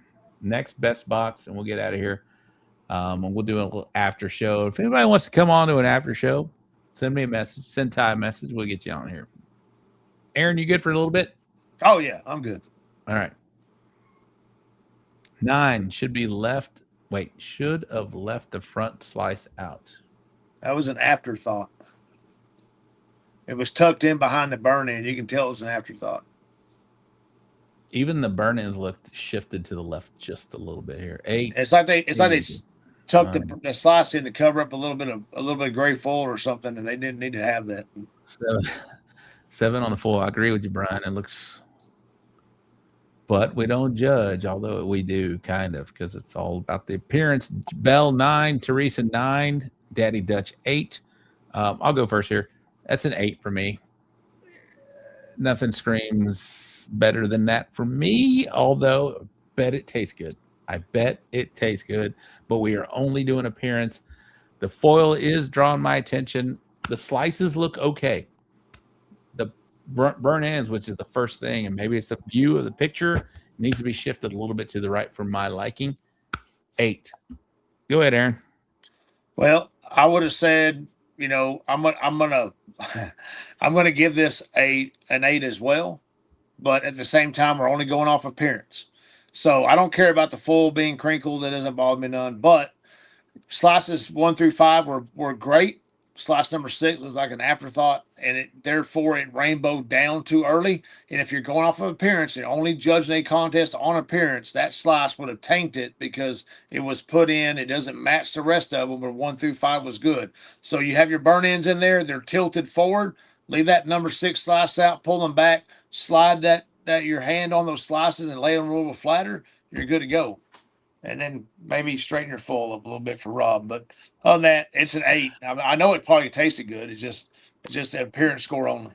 My only point is with foil is like, don't let your eyes draw to it. That's my only thing. Like my eyes are a little drawing to it a little bit. So it needs to be more even. Though. You should put your slice on put your foil on the top and smash it to where your foil is just right there above the tabs where the box would close. That way the back and the front, you got white in the front and foil in the back. It's all about appearance. Even them up a little bit. We cannot argue with facts. Sam DeMerit, this was 7th and 4th Davis. Big time contest. Lots of teams out there. Got to work on some things when adding burn-ins. Hey, like I mentioned, we're only doing appearance. I bet it tastes great because it looks great. All right. You only need enough for 6 judges. You don't have to have all 6 slices. Ooh, okay. To me, this is an IBCA box just because of the foil changes. As long as the foil's on the bottom. And I actually like this look. It looks like they trimmed it up. They trimmed the foil to fit the box. They actually cut the foil. They cut the foil. They cut the edges of the foil. I'm down with this. This is good. This is good. This is nice. Is this bird AI? That's a very good sunshiny 12 o'clock chicken right there. If you're asking if it's AI, what's your score there? Smoking and toasting. Cesar Mejia, great job. I know, poker face. My bad. 10, AJ George. 9, that wing tip is ready to fly again. 8, that's some shiny foil. I mean, it's out in the sun.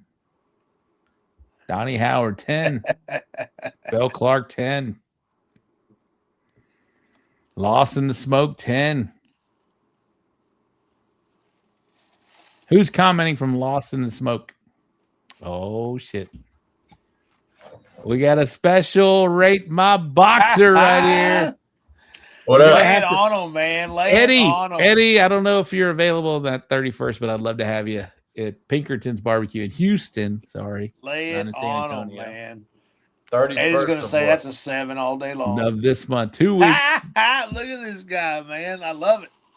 Damn, dog. What you got? Come on, give me a side shot. Let me see. Let me see if I remember. Let me see if I remember how to Damn, he's going full circle, baby. Hey, let me get my notes, see if I remember how to judge. Oh, yeah. We know you know how to judge, my man. Both of us. That's both of y'all. Got Sean and Dan here. I like it. That looks good. I give it a 9. Oh, he just ducked out of the way a little bit. Give it a 9. That was good to give it a 9. I'll go next. I love the color. And the wingtip, again, if you're going to cut, you're going to have it, put it in the middle there. Okay. 10. It's a 10. Go ahead, Aaron. What do they guys do? They dab. That's a 10. I like it. All right, That's a Ty. good-looking Now we got bird. Eddie in here. We got to do at least 2 more before we get out of here, man. Ty. Although he picked his best one right there. And I sent like 3 of my boxes, but it never went through. So is Ty discriminating, Eddie? I think so. Man, that's not. He said right. it never went through. So your service blocked you. The goat. All right, we got a rib box here, boys. Hey, Eddie, just text it to me real quick if you can. Just text me a screenshot. I'll get it up. All right, we got us a rib box, ladies and gentlemen. Eddie, how you been, bro? I'm pretty good, man. Just not on the trail much, but I'll be back. I got back. I could have last weekend. Good. Where we at? Where was I at? Bandera, wasn't you? Bandera, yeah. I saw your videos. I was like, damn, Eddie's back out there. Look at that. Yeah, I went. Yeah, I haven't cooked in a while. Been taking a little break. I cooked 2 weeks ago in Center Point, but I'm back. I'll be back. Jimmy Keene, Jimmy Edmondson, Mr. Keene gives it a 9 on this rib box. Again, look who's back. Look who's back. AJ George gives it a 9. G-Walt 7, knife is dull. Need some help sprinkle something on it. I bet that was a electric Fish knife. 9. I bet he Red cut it. Cooker 9. He waved a little bit on the right, and therefore it kind of gave that cut, and that fat turned up and don't look all the same. Eddie, I will tell you, Mr. Jimmy Edmondson misses you on the show, my man. And a lot of people do too. Hey, I'm right here. I like it. He's back. Y'all needed us up. Aaron was out. 9. I said, send me the link. I like it. Lost and Smoke 9. Hey man, it's the internet, dude. We got some pretty good storms. It's like 78 to 80 degrees out here in West Texas right now because all these storms we're having. It's nice, even in daytime. Like 86 today. That's unheard of. Yeah, it's been raining all day here. 114 last week, 86 this week. I'll go first here, boys. Not gonna give it a 10. I'll give it a 9. I see a lot of fat on these rib tops. Color, the cut looks good. I don't see the little bass bone or toenails here, so I'm gonna give it a 9. But I bet it tastes good. I hope it's tender. That's all I'll say. Go ahead, Aaron. I'm gonna give it a solid 9. Solid 9. There's a little pushing, you can try to push in there, but what I was talking about earlier about the ribs you choose, sometimes a highly marble or a highly fat, and when you can see that fat through the sauce itself, it kind of turns me off a little bit. But other than that, I'd give it a solid 9. That's what I was saying. I could see it here. We got a little water today. Yeah, I hope the hill country is 2 years in a row. Man, I hope it's nothing like, hopefully nothing like last year. Eddie, you're up. Man, I'm looking at the bottom rack. I don't like it, so I'm gonna go 8. They could push them together more and kind of hid that, and you wouldn't see it. Right. So I feel like, man, he probably ran out of ribs, and he had to kind of spread them out a little bit to be able to set that top rack on there. Yeah. If not, they would have been falling off the sides. But good point. And maybe throw a little kale down the sides of the box, pushing your ribs together. Yes. And that way you cover up some of those knife marks and the blemishes on the side. That way you kind of picture frame it in top, bottom, left, and right. That way it kind of looks more like you're showcasing what you see instead of giving it more volume for your eyes. Yep. All right, quesadillas, man. You can throw 6 ribs in there. Holy shit. Mr. Keene entered the studio. I think we're going to have an after show. Hey, we're starting the after show. I think we're starting the after show early, but we're going to have one more box. Jimmy, you're in for the last box, my man. Welcome to the show, Jimmy. Thank you. All right. Woo. Okay. All right. Poker face, boys. Somebody got me excited. Poker face. Ain't no way. Sexy is sexy, no matter how you look at it. White shorts or black shorts, it don't matter. All right, Gooder Gang, do your thing. Do your thing. Thanks for not giving us 7 to Daddy I would Dash. have known. Them bottom ribs look tiny. 9. What the hell? The meatloaf. 10. Gee, Walt, I want to give it a 9, but it's a 10. Come on, Gooder Gang. We got last box of the evening. Teresa Edmondson. Oh, she's like, what? Does she know you're on? Does she know you're here? Does she know you're here, Jimmy? I don't know. Where the I don't fuck think so. did I you think go? she just discovered it. She's in the other room going, what She's the hell? WTF, and you're like, what do you mean? Yeah, AJ George. He said, "I'll be AJ back. I'm gonna go to George the killing restroom it right quick." there with a 10. Smoking and toasting 10. Congratulations, AJ. Another Jack qualifies 7. He's going to go to the Jack. Earning it the hard way. Smoking and toasting 10. Eddie Dunn the second place. KCBS Ribs. Texas Barbecue Bash. Colin McElrath 10. G Waltz. Eddie Lyson Fat Slices 10. James Miller 10.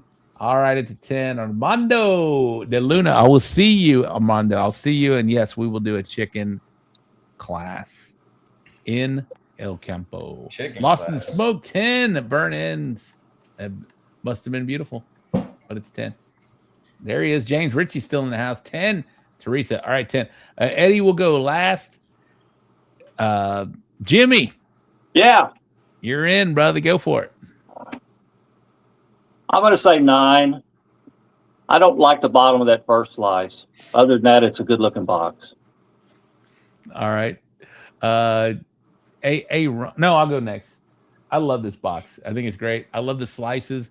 I'm a fat guy. I know that G Walt in the comments, and he posted or he said it one time.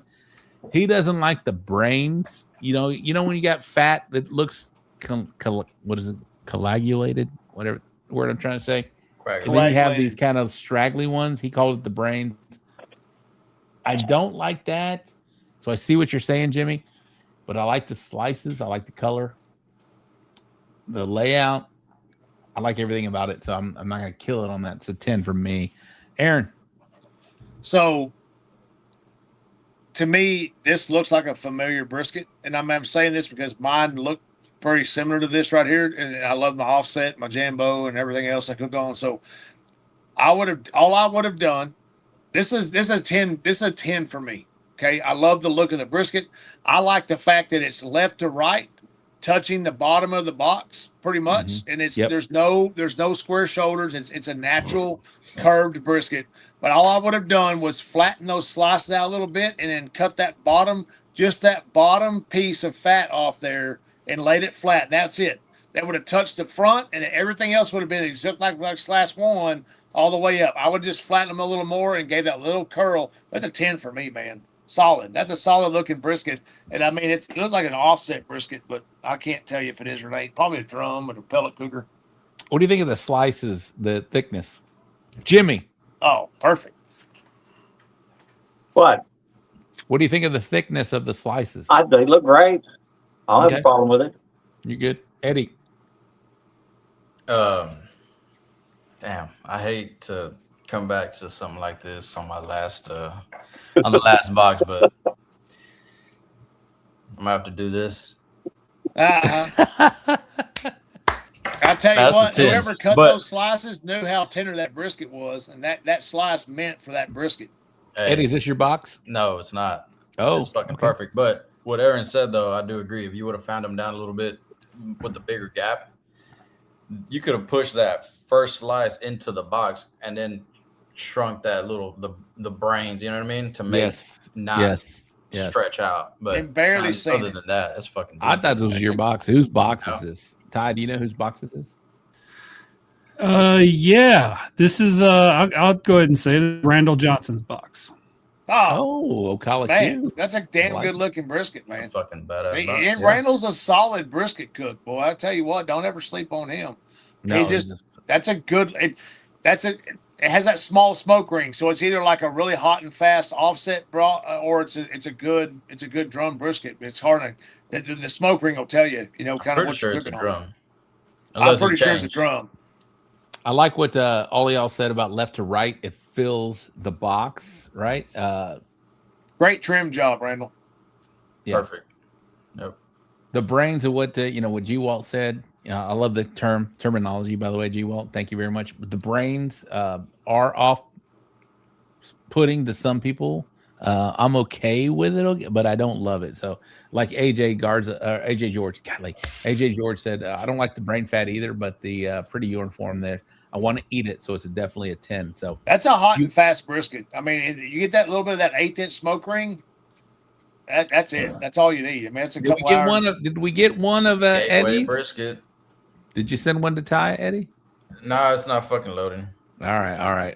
We'll save it from next week. Well, let's get there you go. Save for next week. Thank you, Eddie, for coming in. Mr. King, Jimmy Edmondson. Well, don't go anywhere. We'll hang out for just a minute here. But Aaron, we'll drop.